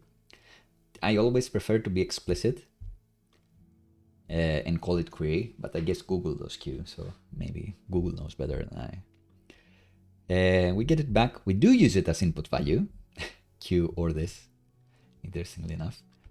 So it's not defaulting there. I cannot imagine that this is the problem. Doesn't know. All right. So yeah, let's do this. But why is it not updating? Oh, we do need an effect.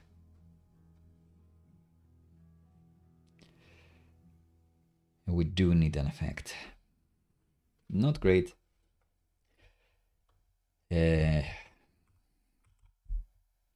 With SvelteKit, this would have been fine. But it's fine. Like sometimes you do need a side effect. So let's call a use effect here. It's a React hook. The dependency is the Q. And then it finds a search field. Instead of having a reference in some clever way, just gets it by ID, the ID we gave here. So make sure there's only one Q and not anything else, which is like fair enough. So find this one. If you find it, make its value be Q or empty. All right, cool. ESLint, they even have it for like in the testing rules, like they don't have prettier, but they have formatting rules in their ESLint. You were so ahead with the Remix framework in some things, but this one is like at least 3 years behind. Prettier, get it in. ESLint on its way out. But important specifically for React, like because you do get these things. So you're trying to use effect, and you need the ESLint to remind you what the dependencies of anything you have here are.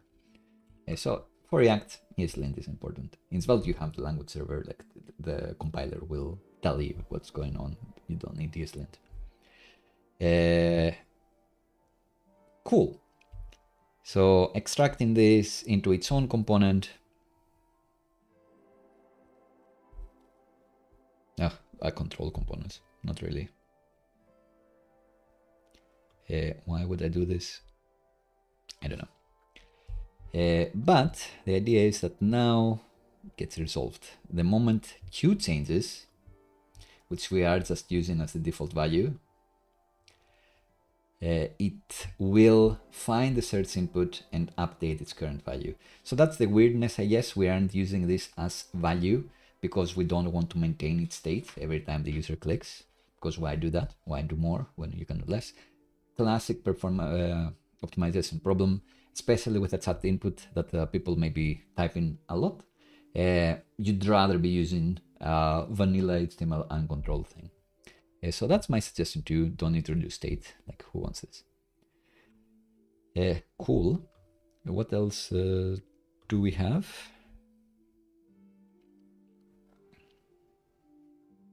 Submitting the form on chains. We've done this before as well, but they have like a weird hook here, which I guess, I imagine what they want us to do now is if I stop typing for a while, they want to submit the form, so it will just show some results here. And does this work even here?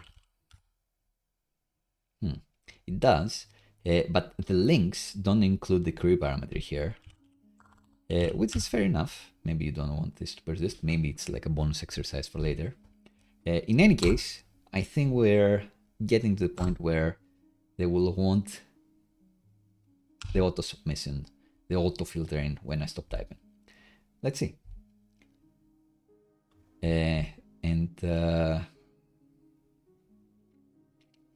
Sometimes you want the user to submit the form to filter some results. Other times you want to filter the user types. So let's see how that works. There is a useSubmit method that you can call programmatically, I suppose. So interestingly, like it's quite different from SvelteKit, I can imagine already. On SvelteKit, with SvelteKit, you'd find the actual form element and not your form component, and then call its request submit method. But here they have this magic hood that has this submit thing. And here it's saying call it on change every time this changes. So every time the person focuses out, I guess. Not sure, we'll find out. So you submit, and for this search form, whenever its data changes, so instead of putting it on the input, they have it on this magic form that they have, and they just submit it, but you need to pass the event, the current target actually. So you need to pass the form, I suppose. Current target is going to be the form.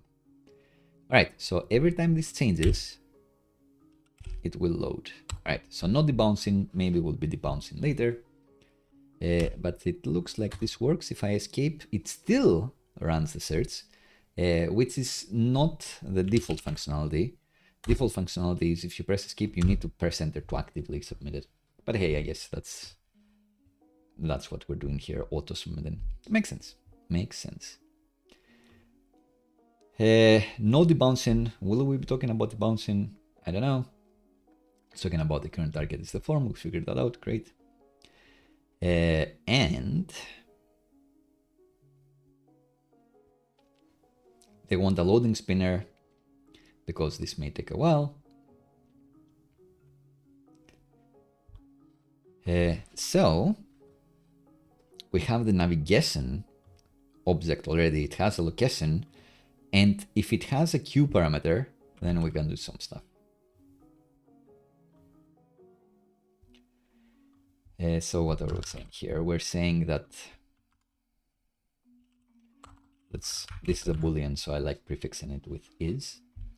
Is certain the navigation object we got here, check its location. If it has a location, when would it ever not have a location? I don't know.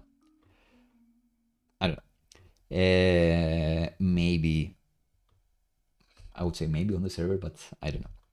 Anyway, if it does have a location and its search params have a queue, like now, even though it doesn't have an entry, then we are searching.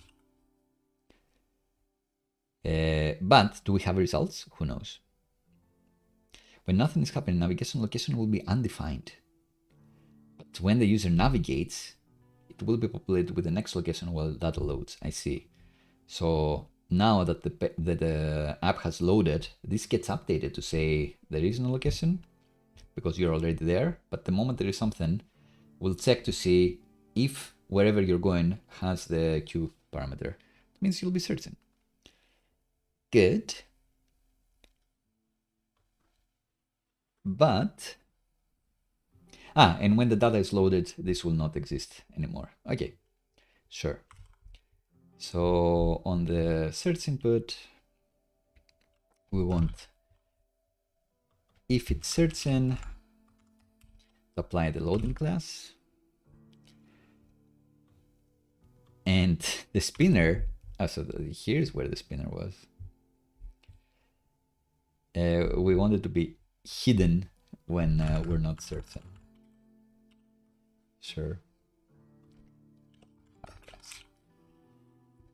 All right, so let's see. Cool.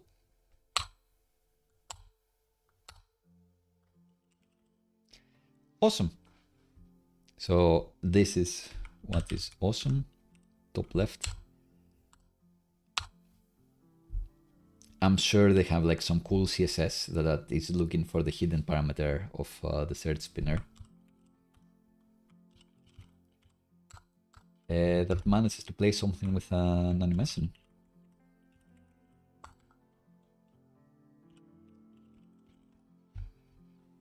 So we have the search spinner.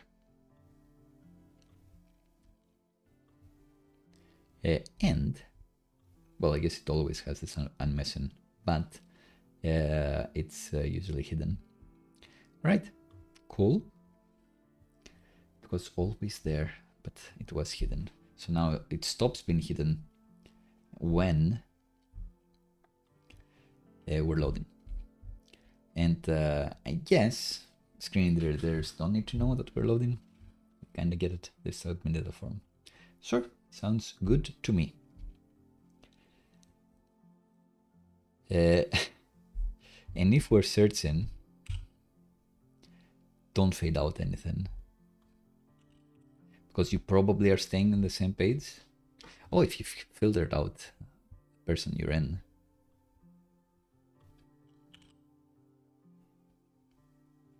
You go to the index route. Interesting.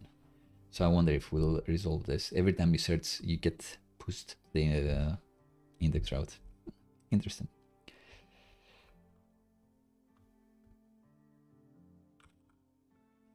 So somewhere in the root, we had that fade out UI according to the navigation state. Now we also want to check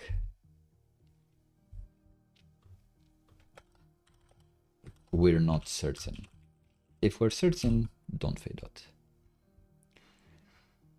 So we're somewhere, we're in the root, and we don't fade this out.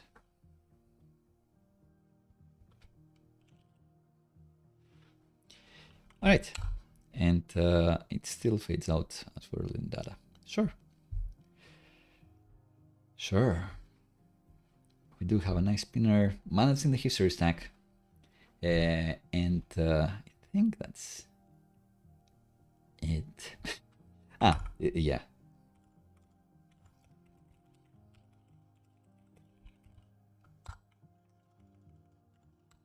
So we've done this, this, and this. All good. And if we look at the history here, they're telling us it's going to have like every keystroke, which maybe is not ideal.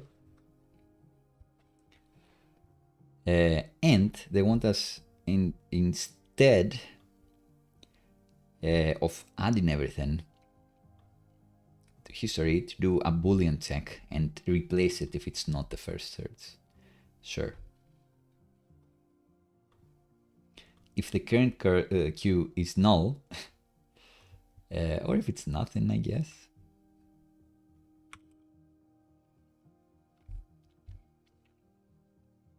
It's fine. So if we go, we cannot go to the homepage ever again, interestingly enough.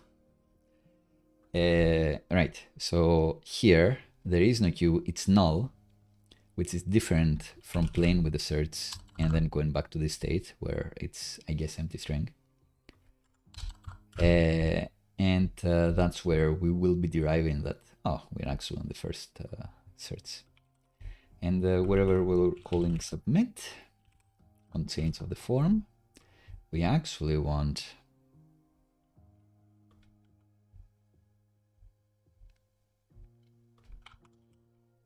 to still pass the event current target, but replace the history if we're not the first search. So now maybe I'll try it on like a big incognito window. The history here is nothing. If I search something, then I should be able to go back. Great. But it's not gonna go back every step of the way. It will only go back one step, no matter how many keystrokes I do. The back button gets you into the no search state because of this check. All right, cool. Interesting. Forms without navigation. So far, all of our forms have changed the URL. While these user flows are common, it's equally common to want to submit a form without causing a navigation. So they have a use fetcher hook that can do stuff to actions without changing the URL in order to start projects, I believe. So that kind of makes sense. I want to press this and start. But I don't want to go to like start route, I guess. So they have this concept.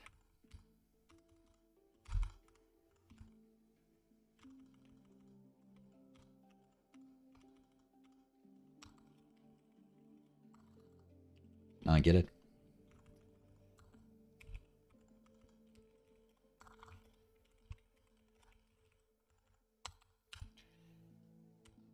And now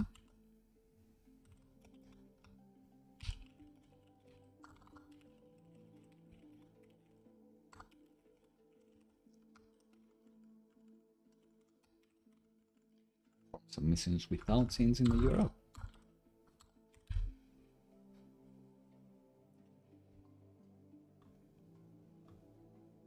All right, so instead of a submit, they have a use fetcher method.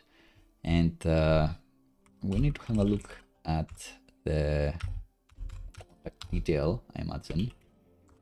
There is the favorite component. And in here, it has a post method that we don't want to hit.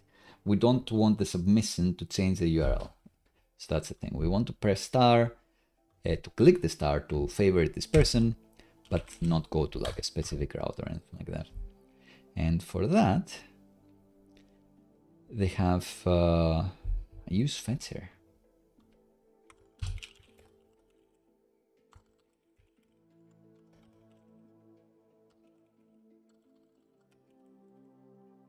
And to keep us on our toes,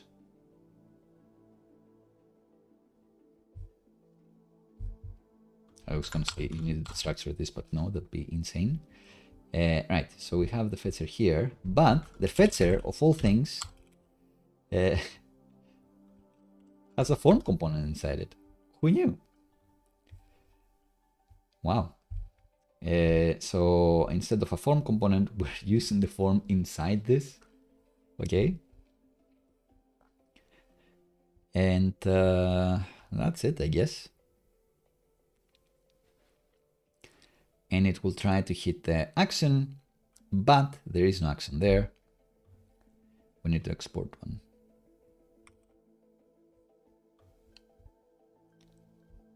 So no action in this file.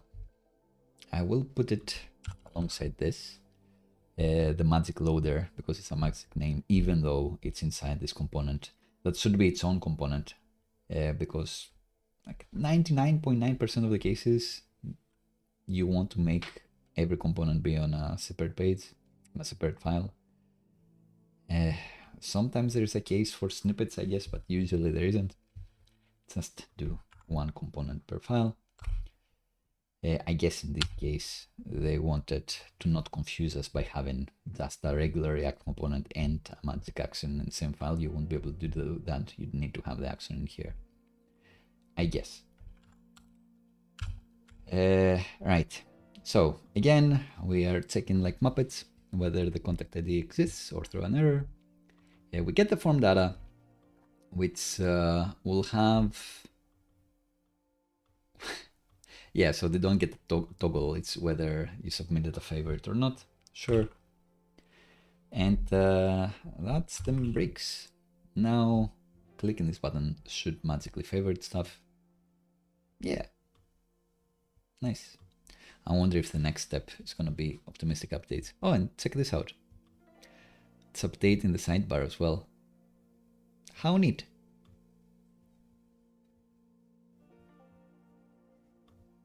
Cool. Cool.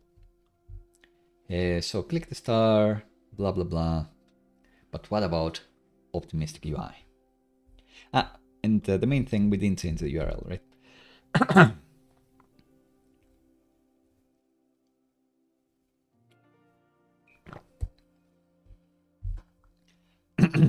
So, optimistic updates time.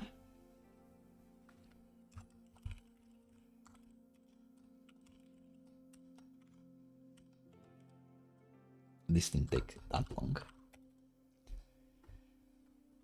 Optimistic updates. They claim the app is a bit unresponsive. You click this, it doesn't really animate. Yeah. It's not Travel Pocket, the app you can click around and play with here. That immediately gives you the star animation. But hey, which app is? But we can make it be like that by doing an optimistic update. So this fetcher does know if you're submitting the form and does have access to the form data. Sorry about this.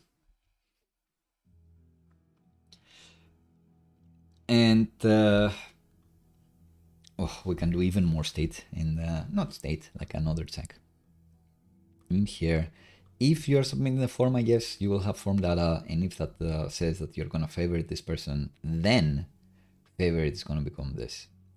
Or else, it's gonna be whatever the favorite in the contact data you had was.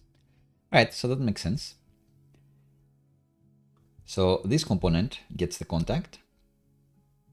This component is rendered here. It gets given the whole contact, not just the favorite state, sure. And this contact is loaded with the magic load method. We hit our fake database and we get this contact. So that's exactly what's in this database when the user hits the page. And what we want to do is essentially, if the user is submitting the form, then don't use the favorite from the contact. Actually use whatever the user is trying to submit now. Optimistic update.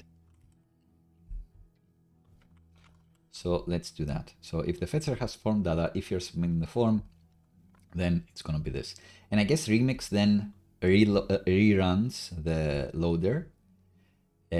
So after it's loaded this and done the optimistic update, when it's actually reloaded the data, this will be undefined. It will default to this. So if there was a database error, then it would revert back to unstarred. So I imagine this is optimistic update, but also fallback to the correct state, synchronize with the correct state eventually. So let's see. And indeed, immediately it happens.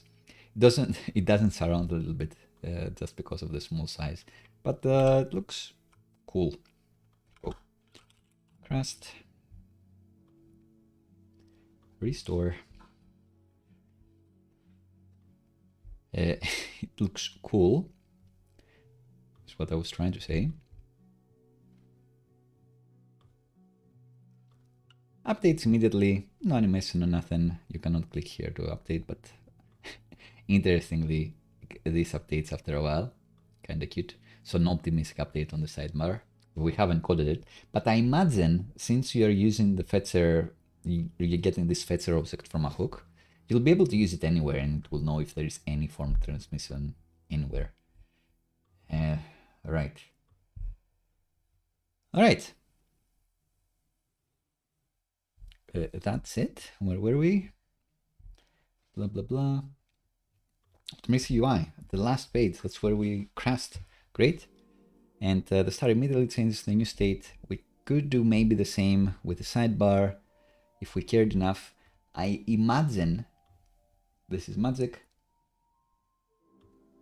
Oh, Mike has great news. He got to work in Bangkok as a front-end dev using Svelte. Amazing. Amazing. As we all know, I've praised SvelteKit quite a lot in this live stream as well. A lot of the SvelteKit great ideas have come from Remix or were like independently thought of and then fine-tuned into something that looks similar.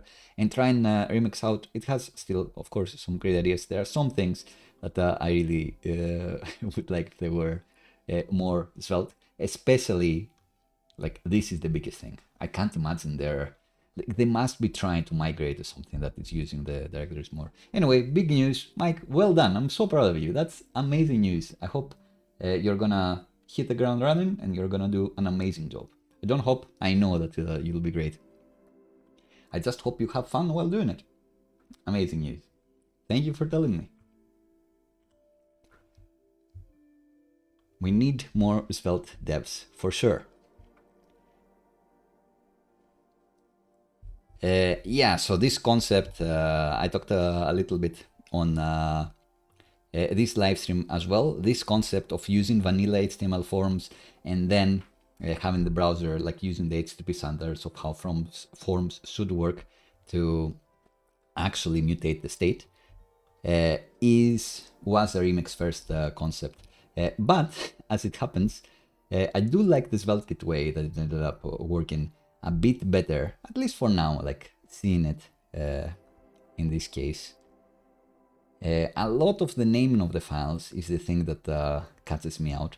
And also, interestingly enough, in SvelteKit, like to us, it does look like we're using vanilla forms, while with Remix, you are using like these weird fetcher.form React objects or the form React object. So Remix started it, but now with SvelteKit, it looks even more like vanilla standard HTTP without JavaScript.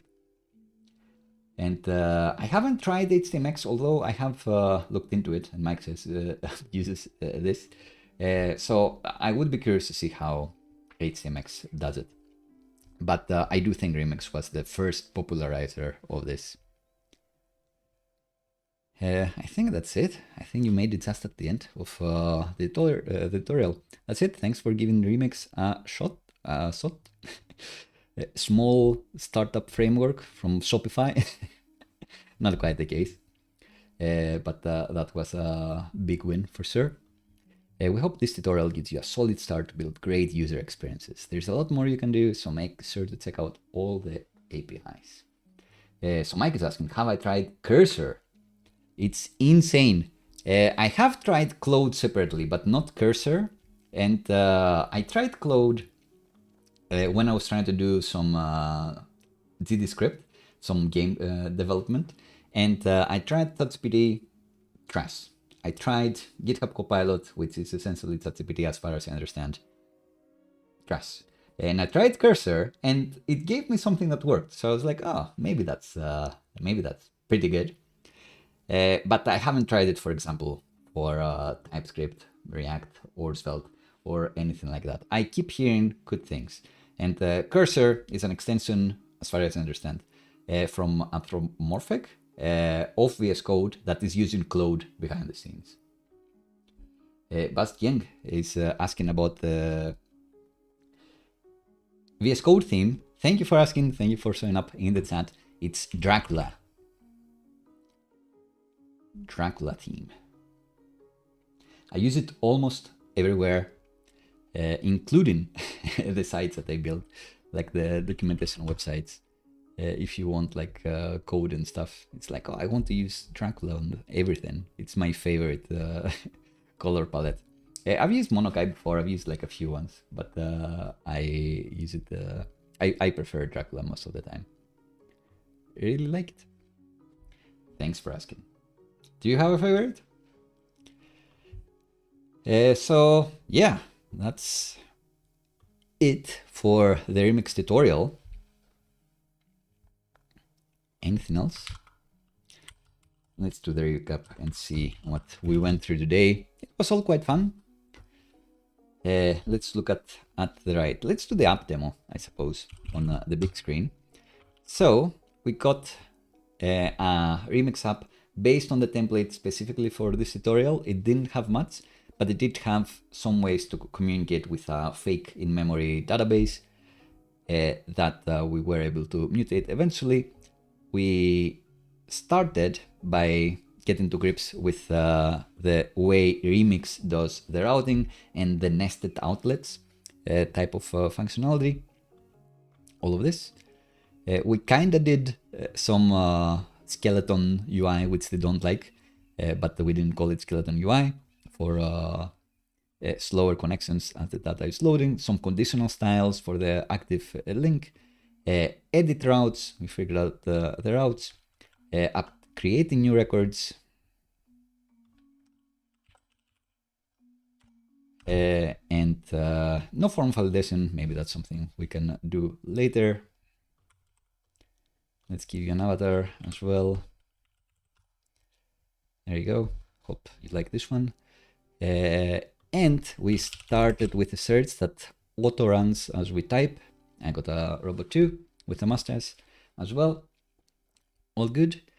And deleting the records as well. Sorry, Giovanni. We got that going. The star and star functionality with optimistic updates. So as soon as we click, it does happen. If something were to go wrong with the server, it would revert back to whatever the database was saying. Good things, good stuff.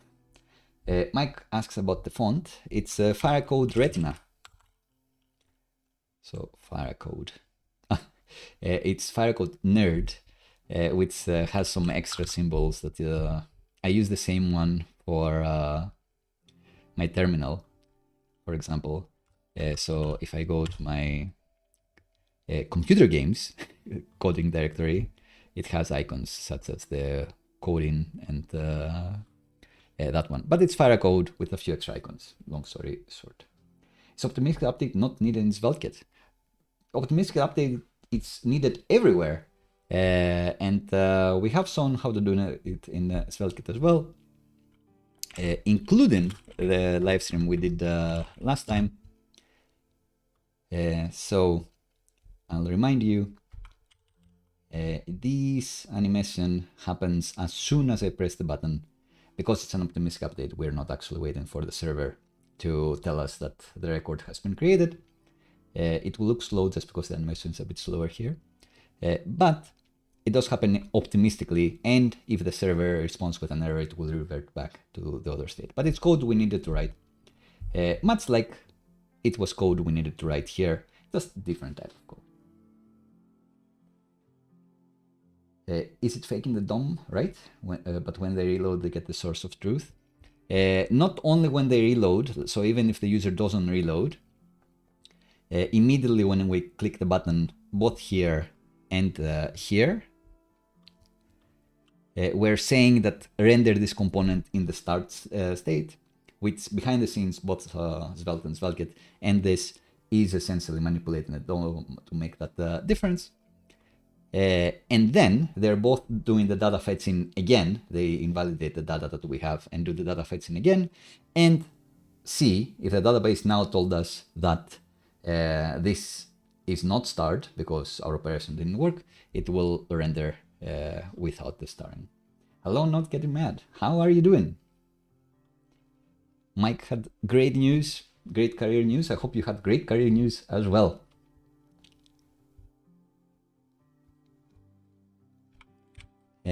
Right, so what else did we do today?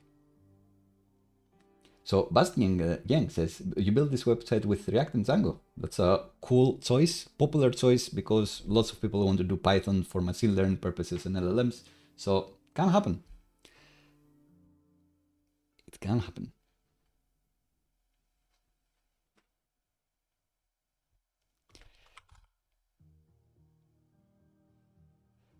You're good career-wise, so-and-so. It's September now. Maybe there will be openings. Maybe there will be happenings. I hope so. All the best. Anything else? I think that's it for the recap of what we did today. Since we're talking remix, much like we had a template for the tutorial, there are official templates and non-official templates that have lots of the things set up.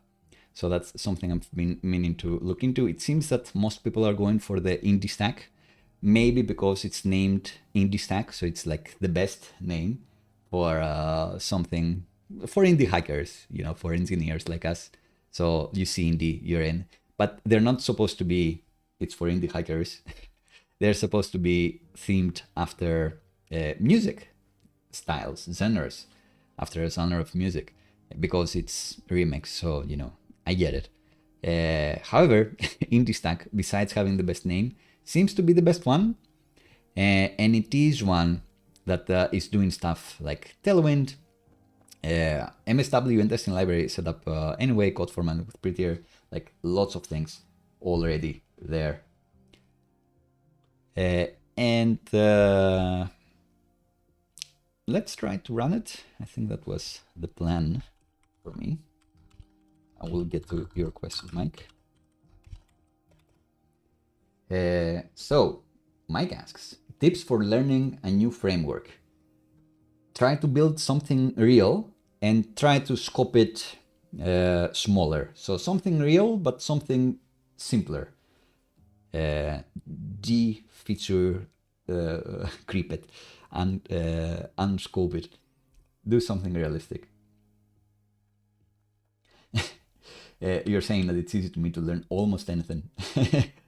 I guess it depends. Like, people learn in different ways. I'm comfortable learning in public, and very often the fastest way to learn is by being wrong on the internet. So if I do a live stream and I make a mistake, someone will say, oh, why did you do this? You should do that, or try this tool, you shouldn't be using that tool. So that's a quick way to learn, but it can also be a demoralizing way to learn, because, you know, people will tell you, you're wrong. I'm not precious about my opinions. I think one of my superpowers is I change my mind. I'm open to new information. I know that I can be wrong. So if that's fine for you, you can do it as well. You can build in public. Just be very careful to not be put down by others, I guess. If you don't know something, you don't know something. Nobody started walking as a baby and then learned React or Svelte or anything like that. All of this is new information that eventually we'll have to learn. We'll make mistakes as we learn it. And as a first stage, I like prototyping things by myself. I like building real things. And related to building public, I learn best when I teach. So it takes some level of understanding to be able to use a framework, a new framework or anything like that. But it takes even more understanding to actually explain it and teach it to other people. So if I want to assure that I know something better, then I try to teach it to others, which is one of the reasons I do the videos and the live streams. And I get like extra pleasure, I suppose, if someone else finds my teachings helpful or my mistakes helpful even. So it helps keep the morale high. Even if I try a framework that I don't particularly like, or if I get stuck at something, it makes it more valuable. learned shadcn from me. That may be more and more helpful. Shadcn is spreading everywhere. V0 is like it's gonna be building everything for us with shadcn. So that was a good skill to learn. But yeah, just to reiterate, lots of ways to learn. Don't be afraid to try things. Try to build more fundamental stuff, simpler stuff first. Have a hipster budget, a hipster stack budget or novelty budget, where you won't say, all right, for this project, I'm gonna try 10 new things. You're gonna try 1 or 2 or 3 new things, like as many as you can, as few as you can manage. So just one. So on this project, I'll try Tailwind. On this project, I will try DaisyUI. On this project, I will try shadcn. And for state management, I will try MobX, and that's it. But don't go, oh, for this project, I will try Solid.js and Zustand and Radix UI and vanilla extract for styling or whatever, and deploy somewhere I haven't deployed before. So have a budget of how many things you want to learn at a time. Focus on a few things. That is going to make it easier. Try to build real things. That's where you'll find the real problems. And try to teach to others, then more content for others to learn more easily. And you will learn better by trying to teach it to others. Few tips right there. Do you recommend Zustand and Redux? I recommend anything but Redux. This is not 2019. I don't know when the last time I recommended Redux. Usually you won't need Redux. And yeah, hopefully if you'll be working with Svelte, I'd recommend neither. Maybe you can get away with neither. No worries at all. The only reason I'd recommend Redux is if you are in a code base that already uses Redux, so I wouldn't be like, I don't stand it anymore, like it's too complicated, throw it out. If it's already there, if it's working, you know, there is value in keeping it and not throwing it away. But if you're doing something brand new, don't bring in Redux. There are better tools nowadays. So let's try the indie stack. We saw a few things about the remix. You want to use it with React Native, the state management. Oh yeah, that makes sense. But yeah, try Zustand or something like that, I would say. I also like Xstate a lot, but that's definitely a thing that you should try out on, you know, one project when you have a novelty budget, for sure. For sure. Right, so we did a few things with Remix today. It had ESLint that annoyed us for no particular reason. Let's commit this.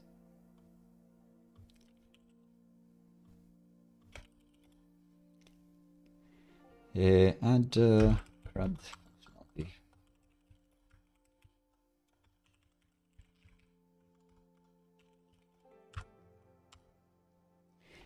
But we wouldn't be starting from this template. There are a few official and unofficial templates that we'll be talking about. And this one has Fly deployment set up with Docker, SQLite database with Fly, I guess, their LiteFS. More Fly stuff. So the 3 bullet points are all deployments to Fly. GitHub actions that deployed products. Like too many for one thing. Anyway, email and password authentication. Database with Prisma, not Drizzle. Styling with Tailwind, great. End-to-end testing with Cypress, not Playwright, interesting. Request mocking with mock service worker, great. Unit testing with Vitest and testing library, great. Prettier, ESLint, TypeScript. And you can always pick a different stack, create your own. If you have Zonify Premium, I guess that's the whole concept of Zonify Premium. That anything that's in the Zonify organization you can clone and get started with lots of things such as Tailwind, such as CI/CD and Playwright support and Playwright tests ready for you. But let's see what's the experience like. I think this one will be better than just getting Zonify Premium because you need to do the hard work with checking out the repository, setting up all of that. And your attention mic is all that I want. I want to keep teaching you things, so don't worry about it. Right, so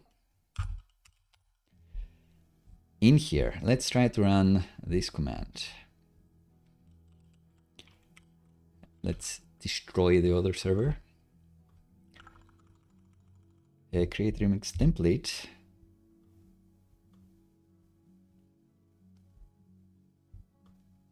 And the template should be this. All right, actually. Remix run in the stack. Let's see what the experience is like. Where should we create the project? Let's do it in remix indie.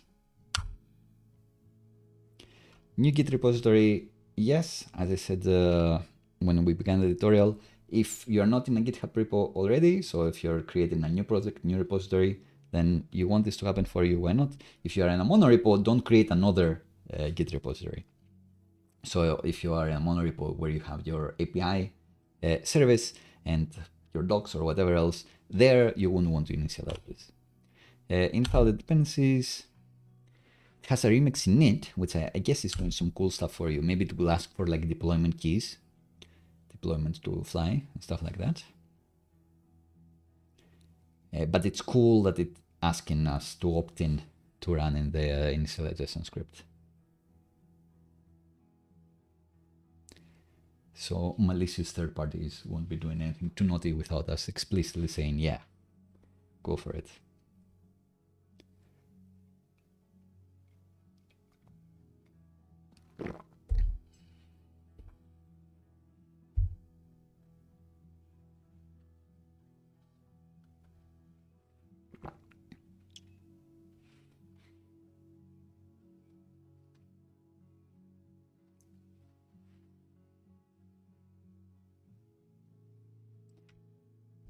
It's taking a while. My internet is fine.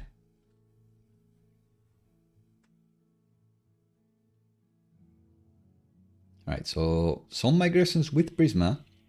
I've been liking Drizzle more than Prisma, but that's fine. It's been seeded.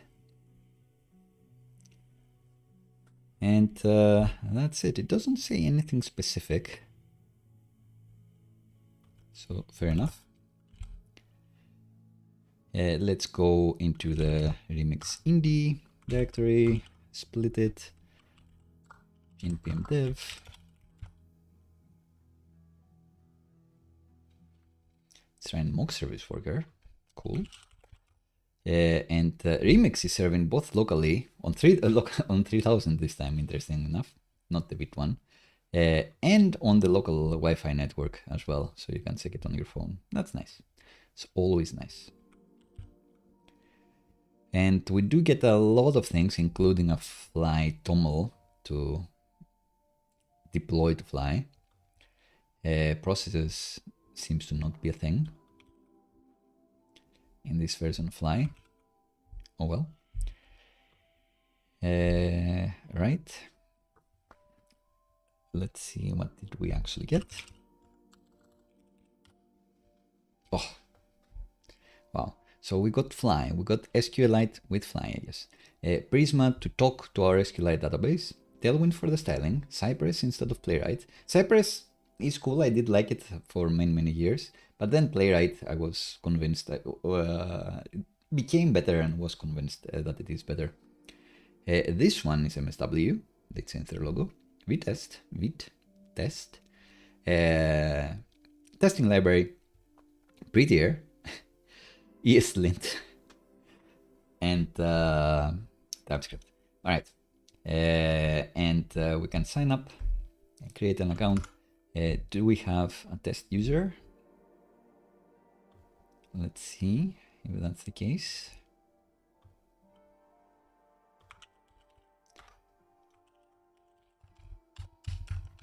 There is one. I saw it. Come on, you can do it. Vercel remix. Vercel is cool. I hope it's a core contributor.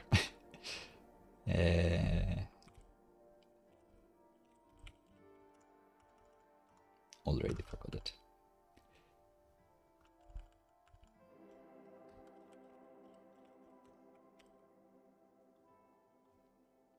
Right, email and password, not taking up, so you can mess around with it quickly. Can I edit the notes? No, no edit functionality. Come on, that's a classic. Can I create a new note? Hello, test node. So similar to the application we built. I need to focus on the button to send it. All right, cool. There's something I can look out. Can I create an account? Sign up.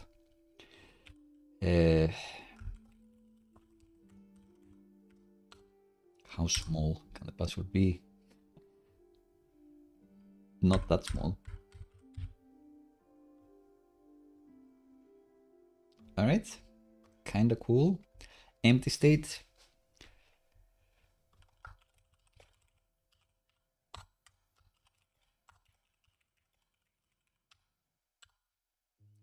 All right, so not like the coolest app in the world, but a functional app that you can extend. Like it. Let's see what else we get.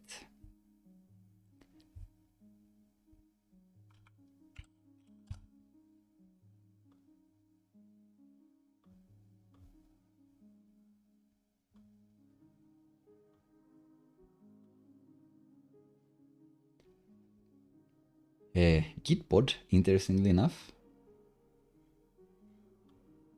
Interesting.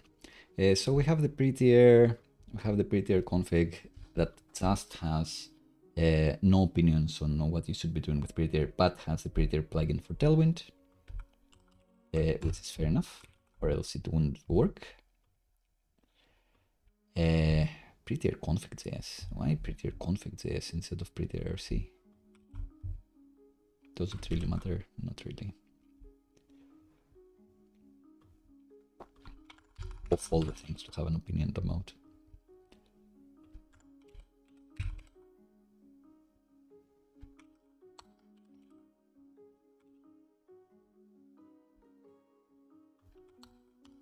It seems like it has done an initial commit. 2 initial commits. The initial commit from the remix wizard and then another one by running the init file. Interesting. It has given us the deployment with Fly. It's given us a remix like this. Some remix environment variables, which I guess were there to begin with. This is the start script. A Tailwind config that doesn't have shadcn, interestingly enough. A Vitess config with a more lightweight happy DOM, sure. And a setup file, which I guess must be run in mock service worker. Oh no, interesting. The Prisma setup with a seed file. This is where it's creating the first user. Cool. The mock service worker mocks, I imagine. Cypress. And then the app directory here. And why can we not have subdirectories? I'm sure they must be working on this. This looks crazy. But hey. Health stack endpoint for Fly to know whether the app is up. Cool. The index route. Some models for Prisma, I guess. Cool. And a GitHub action to deploy to Fly. If you deploy to the main branch,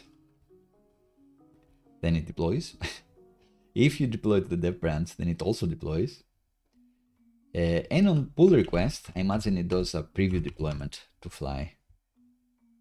And it will only have one of these actions happening per GitHub commit, essentially. Cool. Install dependencies, also do the continuous integration stuff, like is the linting working? I never want that deploy to fail because of the linting. But fair enough, type check, sure.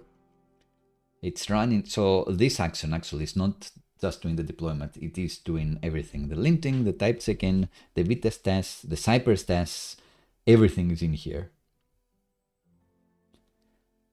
Interesting. And then it actually goes to the deploy step. and we need to give it a fly app token in GitHub. And it has an example tenth, and here I guess it will be the SQLite we could create on Turso.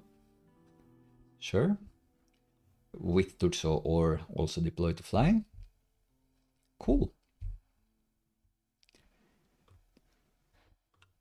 I think these are the main things. Let's look at the packet JSON and try to run the end-to-end tests. Run the V-test test, the fast ones.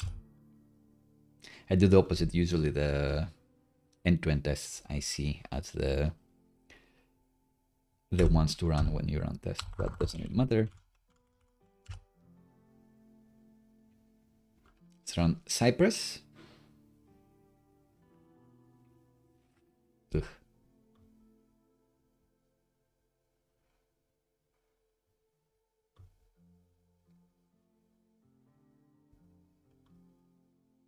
I haven't used Cypress in a while. I do think that the UI of Cypress is better than Playwright. Right, so it's opened this and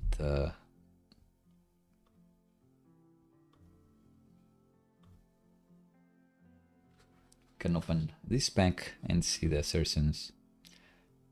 Nice. Still, like this was the same 3 years ago.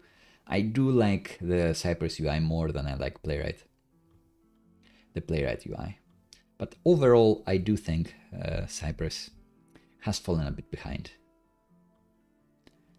Did he get too greedy? Is that even possible? Probably not.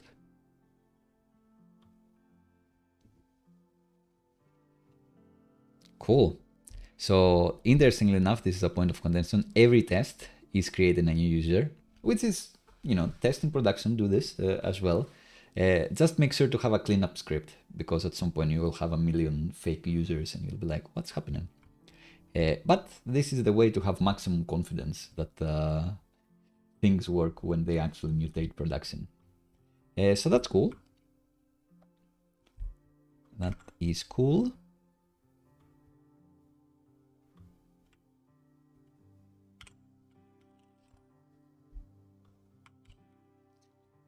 What else should we do today? Let's talk about the Epic stack.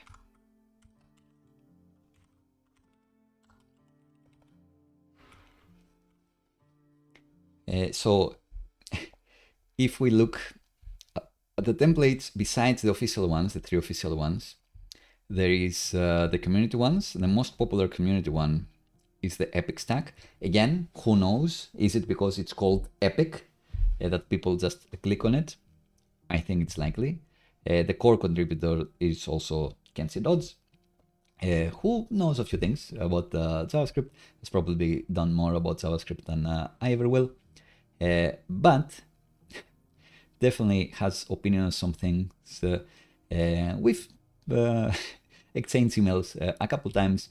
Eventually, sometimes I agree, sometimes I disagree. Usually Kent comes to my side, even though he doesn't really know who I am, and I'm sure he doesn't remember me. He's pro TypeScript now, for example, collocating the tests, all that good stuff. But why am I mentioning all of this?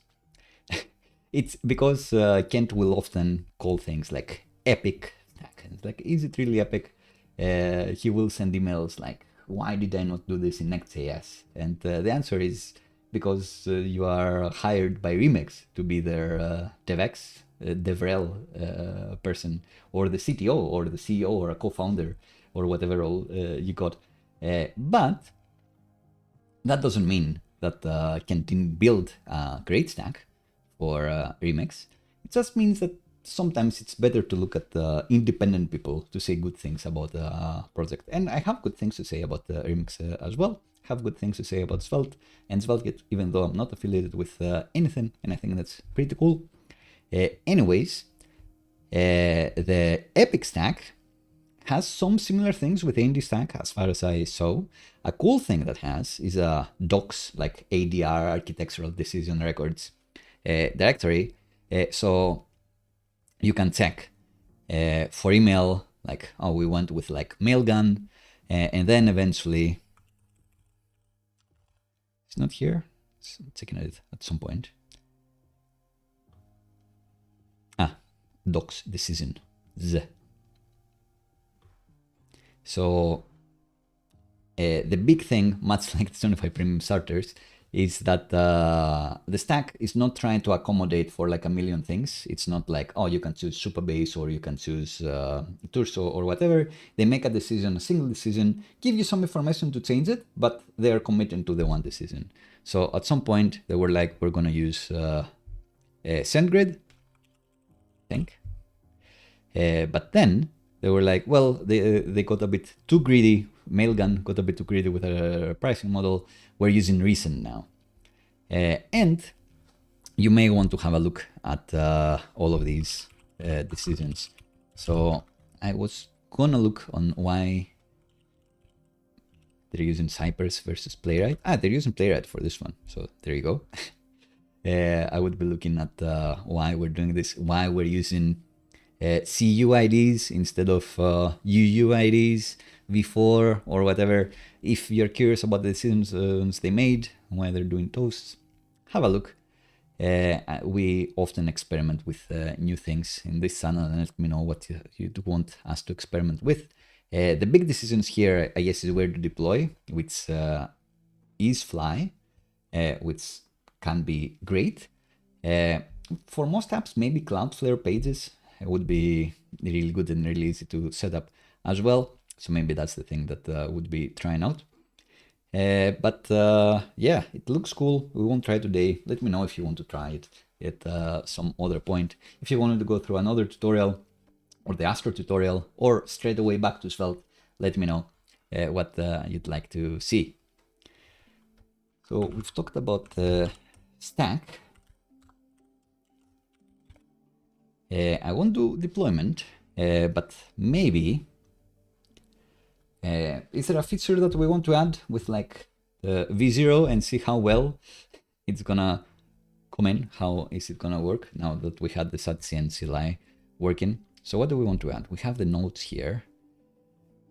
What would we want to do? CopyButton. Yeah, let's see.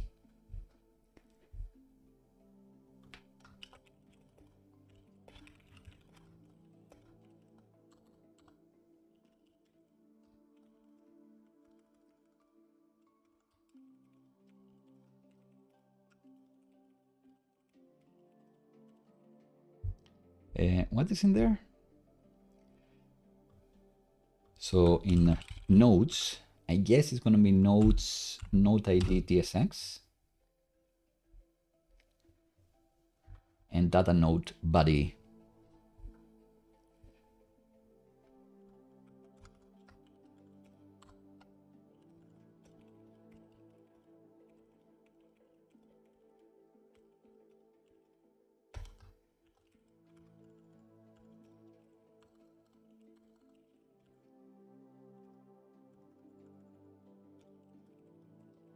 So let's see how V0 will do this.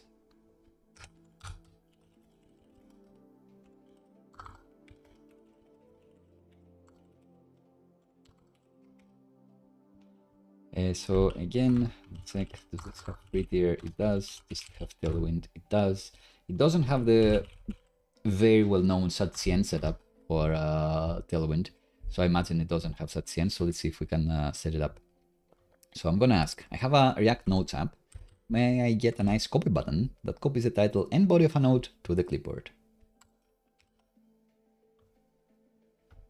Let's see what V0 will create for us.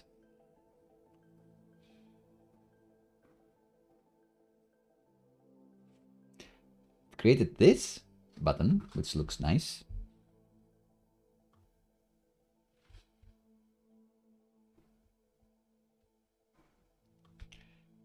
Let's see.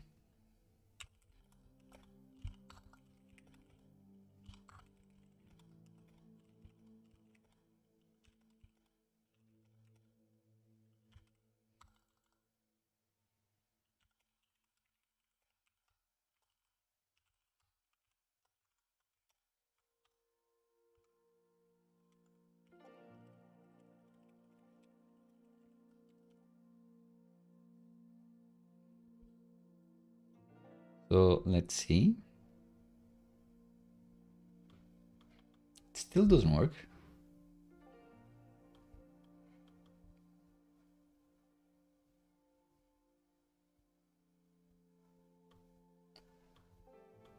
It does have the state and it does have like a timeout. So I think in real life it's gonna work even though it's not working now.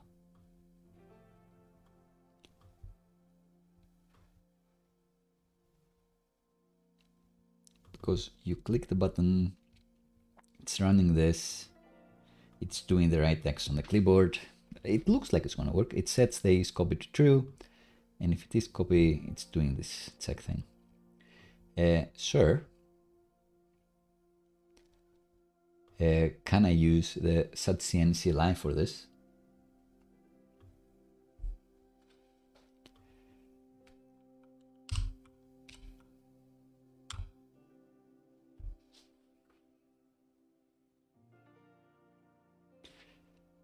Yes.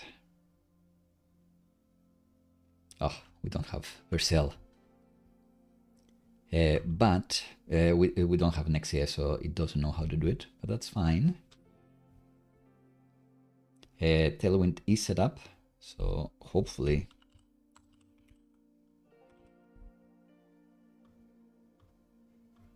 this will work.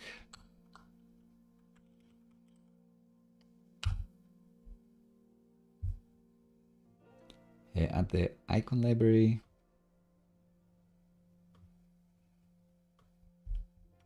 Let's do DaisyUI. Configure path aliases.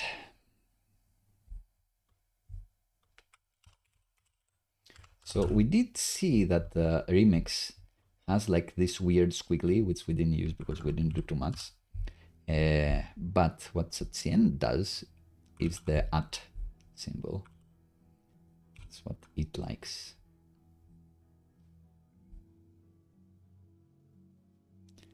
No source directory as well. Oh, it's saying if you're using different alias such as this, you need to update the import statements when adding the components. Fair enough. The tailwind config. Let's just copy everything.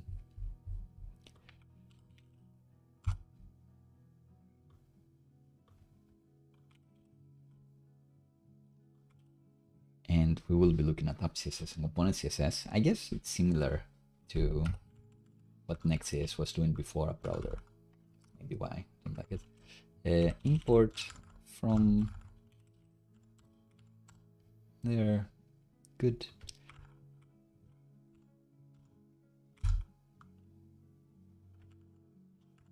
Say const config. Type better. I could type better.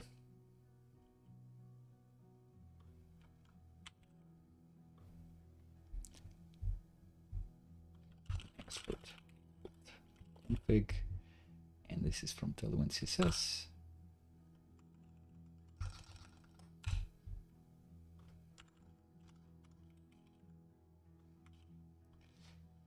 All right, so we copy this.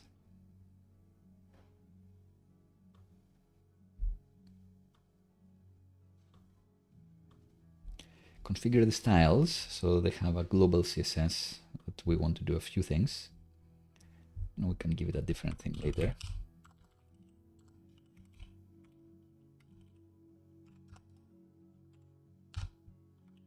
Do they have anything else with .css? Not really. So yeah, let's copy everything here, paste it.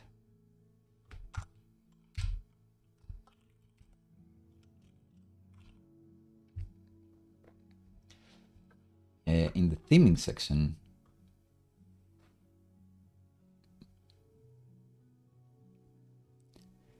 CSS variables or Tailwind CSS utility classes. I would do CSS variables.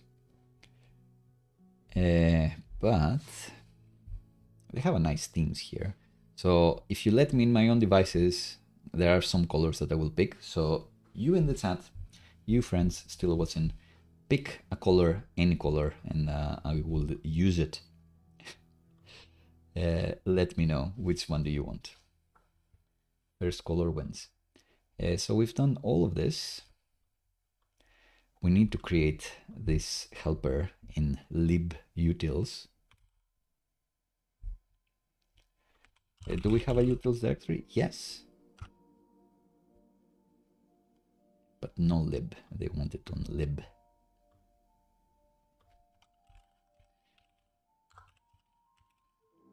Utils, yes. Don't copy this, copy this. All right, so now it should be ready. Even though we didn't create like a shadcn thingy. I thought that we needed a shadcn config somewhere.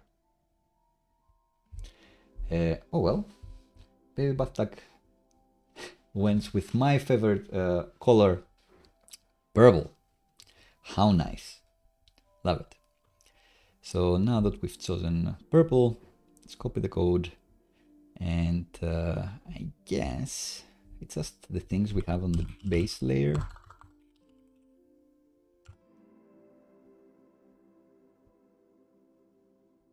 So they don't say anything about the border. It's just about the CSS variables, which is great.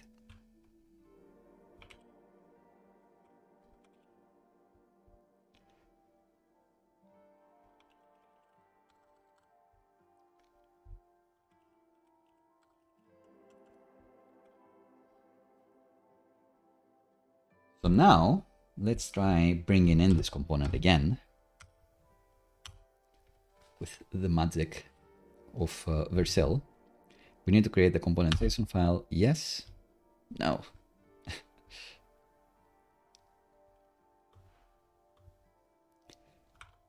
But we've done it.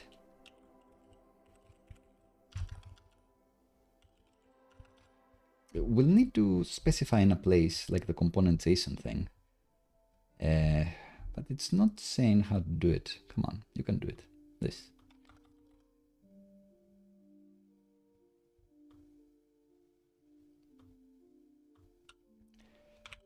Try again. Saying the same thing. Just give me an example of component JSON.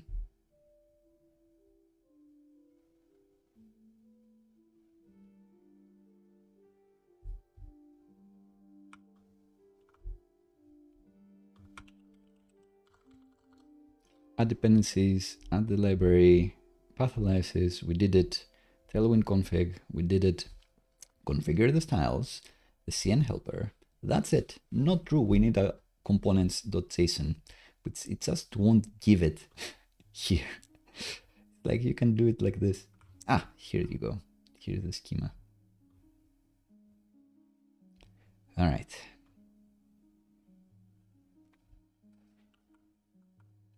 Does that help at all? Not really. Surely I must have a Next.js app that does this. Is there anything required? We'll try to manually do it.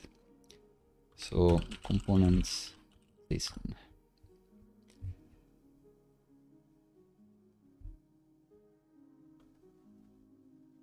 Schema is going to be this, sure. Let's do the New York style for the smaller thingies.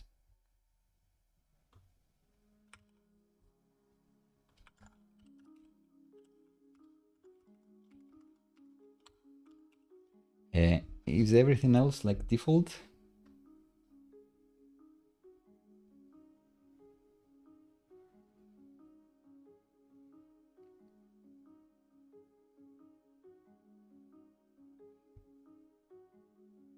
I'd imagine yes.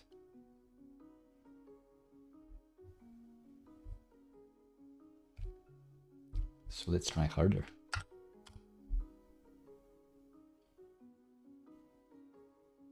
Oh, it's saying remove it and then add it again. That doesn't make sense. Or maybe it does. An invalid component JSON. So what else are we missing? Ah, Tailwind, RC, and LSs. Okay. So Tailwind, sure. widths.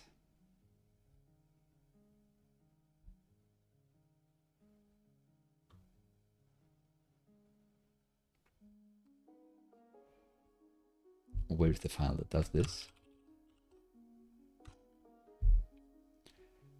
And it's gonna be a Tailwind CSS, so it's gonna be this one, app Tailwind CSS. All right, so kind of important. App Tailwind CSS.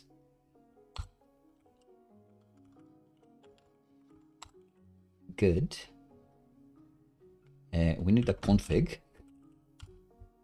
Where's the config? I guess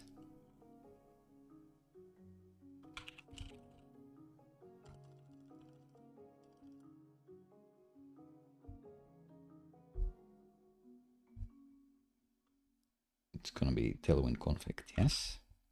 So if you've done this, one of the reasons to use Next.js, this just works, but not a real reason. Like you do it once and then everything should be working.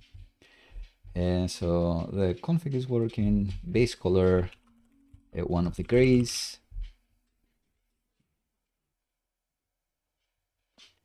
Let's use the stone one.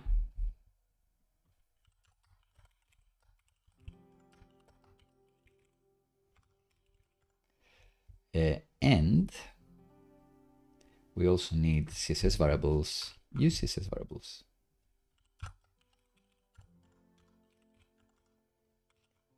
Good. What else do we need? RSC. React server components. No, we're not in Next.js. And aliases. So what do we want aliases to be?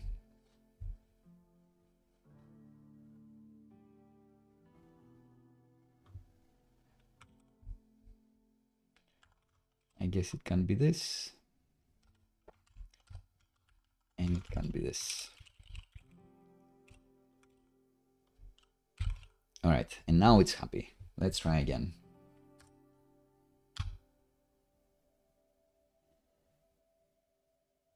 All right, we're getting further.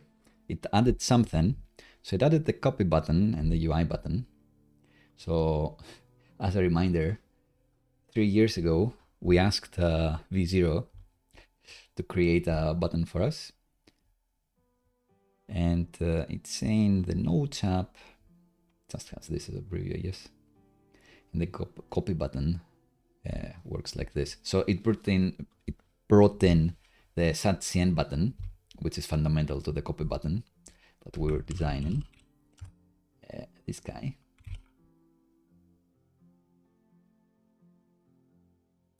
Import order, one empty line between import groups.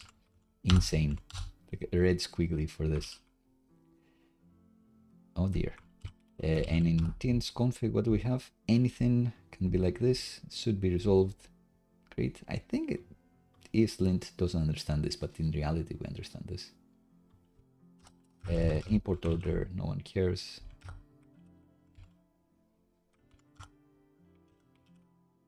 With ESLint, I don't even know what's important or not. Anyway, I think this is fine. I think this will just work. Maybe not.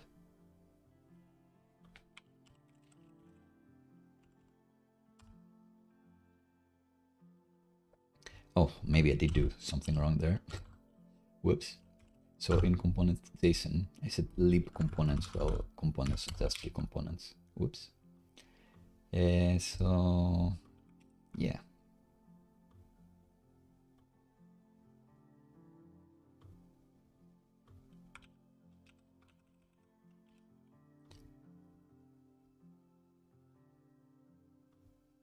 So don't put this in lib components, put this in components level. And in components UI, this button should be fine. And this thing in libutils. So I just think ESLint is the problem here. Everything else should be working. And wherever we have the delete button, should have searched for anything but delete. Just it's a dangerous name. So it's here, right? Nope.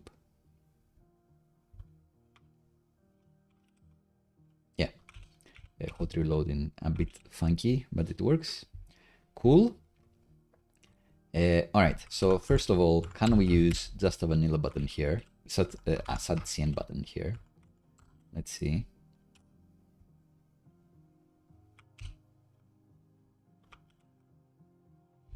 The answer is no. And we crash the server. Cannot find components UI button. Oh well.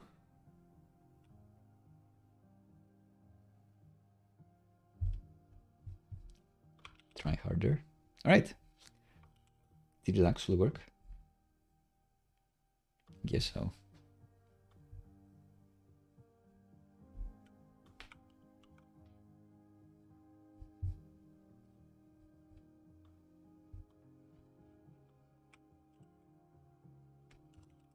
Variant. So don't give it a class name. All right, now here's the purple baby bath dog asked for. Thank you. Let's try a variant. Ghost.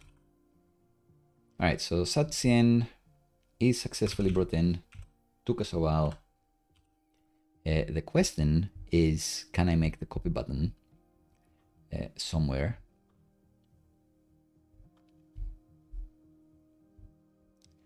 They don't have an example of where to use this.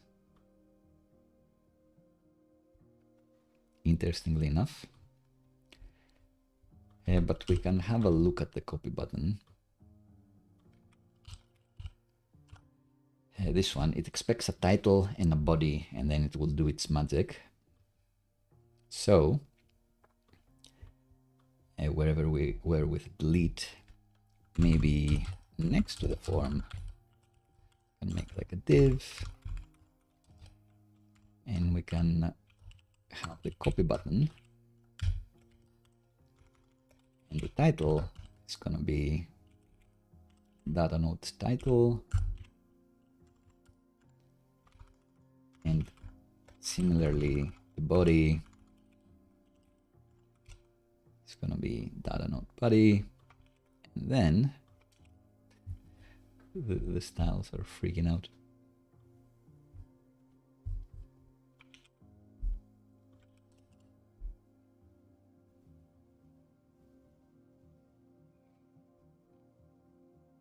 Lucid React. So I didn't say Lucid React.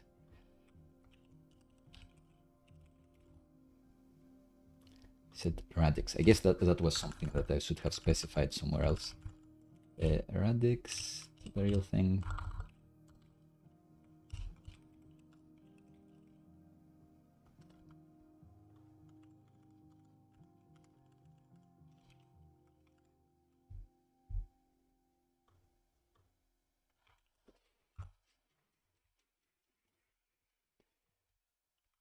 So in the copy button here, are they like this?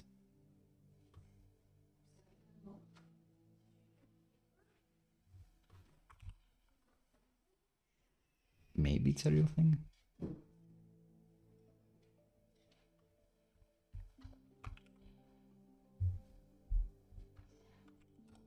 More crosses than I'm used to, but it's fine.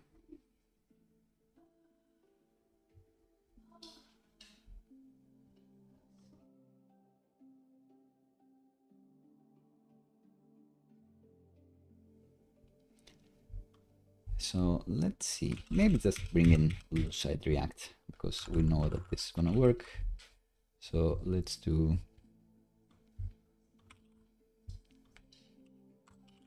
npm add Lucid React.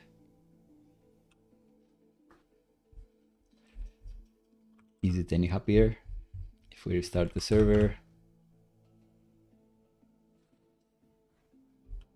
It looks a bit happier. Of shaking. All right, we have the copy button.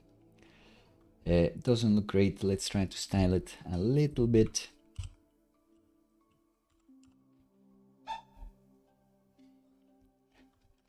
Let's put a class name here, not class because this is not Svelte. Flex container maybe. Do I need to hot reload everything? I'm sure there is like something I've done wrong that makes this need to refresh and restart the server so often. Anyway, the other round, the big question is, does it copy the text? Copy, it says copied, amazing, and it does copy the text. All right, so Vercel's v0 did it for me. Took a while, but most of it was the shadcn setup, let's be honest. If you have it already, then you shouldn't have that much of a problem. Let's try to talk to it a little bit more. So why would we do that? This is also a bit bigger than this. I wonder why. This is a different variant of coupon. Size SM. Why? Because usually you'd have it in line, I guess. And let's say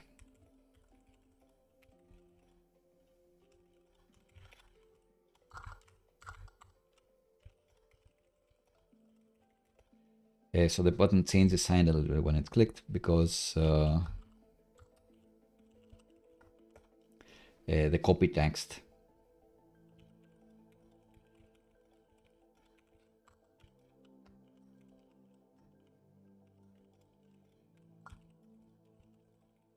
so I know that we can solve this with specified width. Let's see if v0 has something else for us. Oh, it is set into a fixed value, which is cheating. Why would you use that one? And then it's added things in flex containers and all of that. It's like I've made like these 4 things. We're only transitioning the colors and not the size. That's impossible. You cannot transition the size like that. I'm sorry to say. But that's fun. You can create like much bigger UIs for this that we may try in the future if you'd like. Thank you so much for watching. Let me know. See you next. Of course, Vercel is the company behind Next.js. Vercel also got shadcn working with them. Shadcn also got quite a few great people from the Svelte community as well, including Rich Harris himself. So they're doing quite a lot. Just trying to say that it kind of makes sense that they'll prioritize having v0 work great with React in Next.js, with shadcn and Next.js, over having it work with Svelte even, and with Remix, which is a bit of a competitor framework. But hey, I asked for a copy button. It gave me a copy button, and it works. There you go. This is what was copied.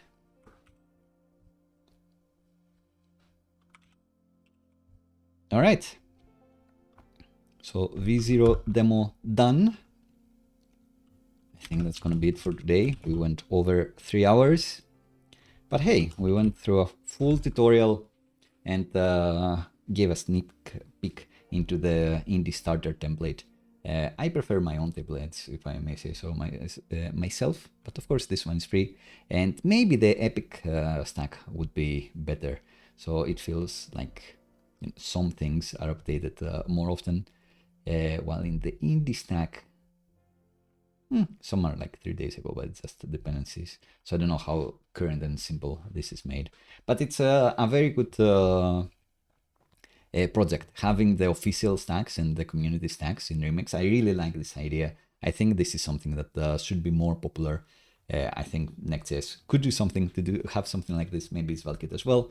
I guess it's similar to my idea with 25 Premium and those projects, which is kind of interesting. But of course, open source and free. Super cool. Final thoughts. I am a bit worried with the server being quite funky there. I did haphazardly try to add shadcn in the end, so who knows what I messed up. It did work in the end, but quite a few errors. Like, I'm not convinced with this typeface, so there must be something that we've messed up somewhere there. Does this have like enough curlies? It looks like it. If it formats, then it compiles, so it should be fine. So looks good. I love some of the concepts that were borrowed by the other frameworks as well. I will say again, I love the community aspect. I don't think we'll be doing more remix, at least on Friday. We will be doing more remix in the future. And let me know. It always depends on you, what type of apps you want to see, what type of new ideas you want me to try out. Let me know, and I'll be happy to investigate and see if I can make an interesting session for you. Likely ideas for Friday could be something Svelte related, back to other apps we're doing. Could be doing the Astro tutorial. Astro is a framework, front-end framework, agnostic framework that we used for the doc site last week, the documentation website, I should say, instead of docs site, because that sounds a bit suspicious with my accent. And it's great for some problems, amazing for some problems even, and can be your into micro frontends, which is has been quite a hot keyword for the past 2 years. Can be very, very complicated with Astro. It's quite easy. So we could be going through their tutorial and try to compare with what is happening with it versus what we just did with Remix. Could be anything else. Let me know in the comments, in the Discord chat. Always happy to hear your ideas. I want to do things that are useful to you, you think are going to be interesting, things that I may help you demystify. For today, that's going to be it. Thanks a bunch for watching. A special thanks to the people in the chat. I'm very grateful for your company. I always have fun coding and so many things, but I especially, the time passes especially well with a smile on my face when I have companionship in the chat. So double thanks to everyone in the chat. That's gonna be it for today. Thanks again for watching. I hope you have an amazing rest of the week, and I'll catch you on Friday.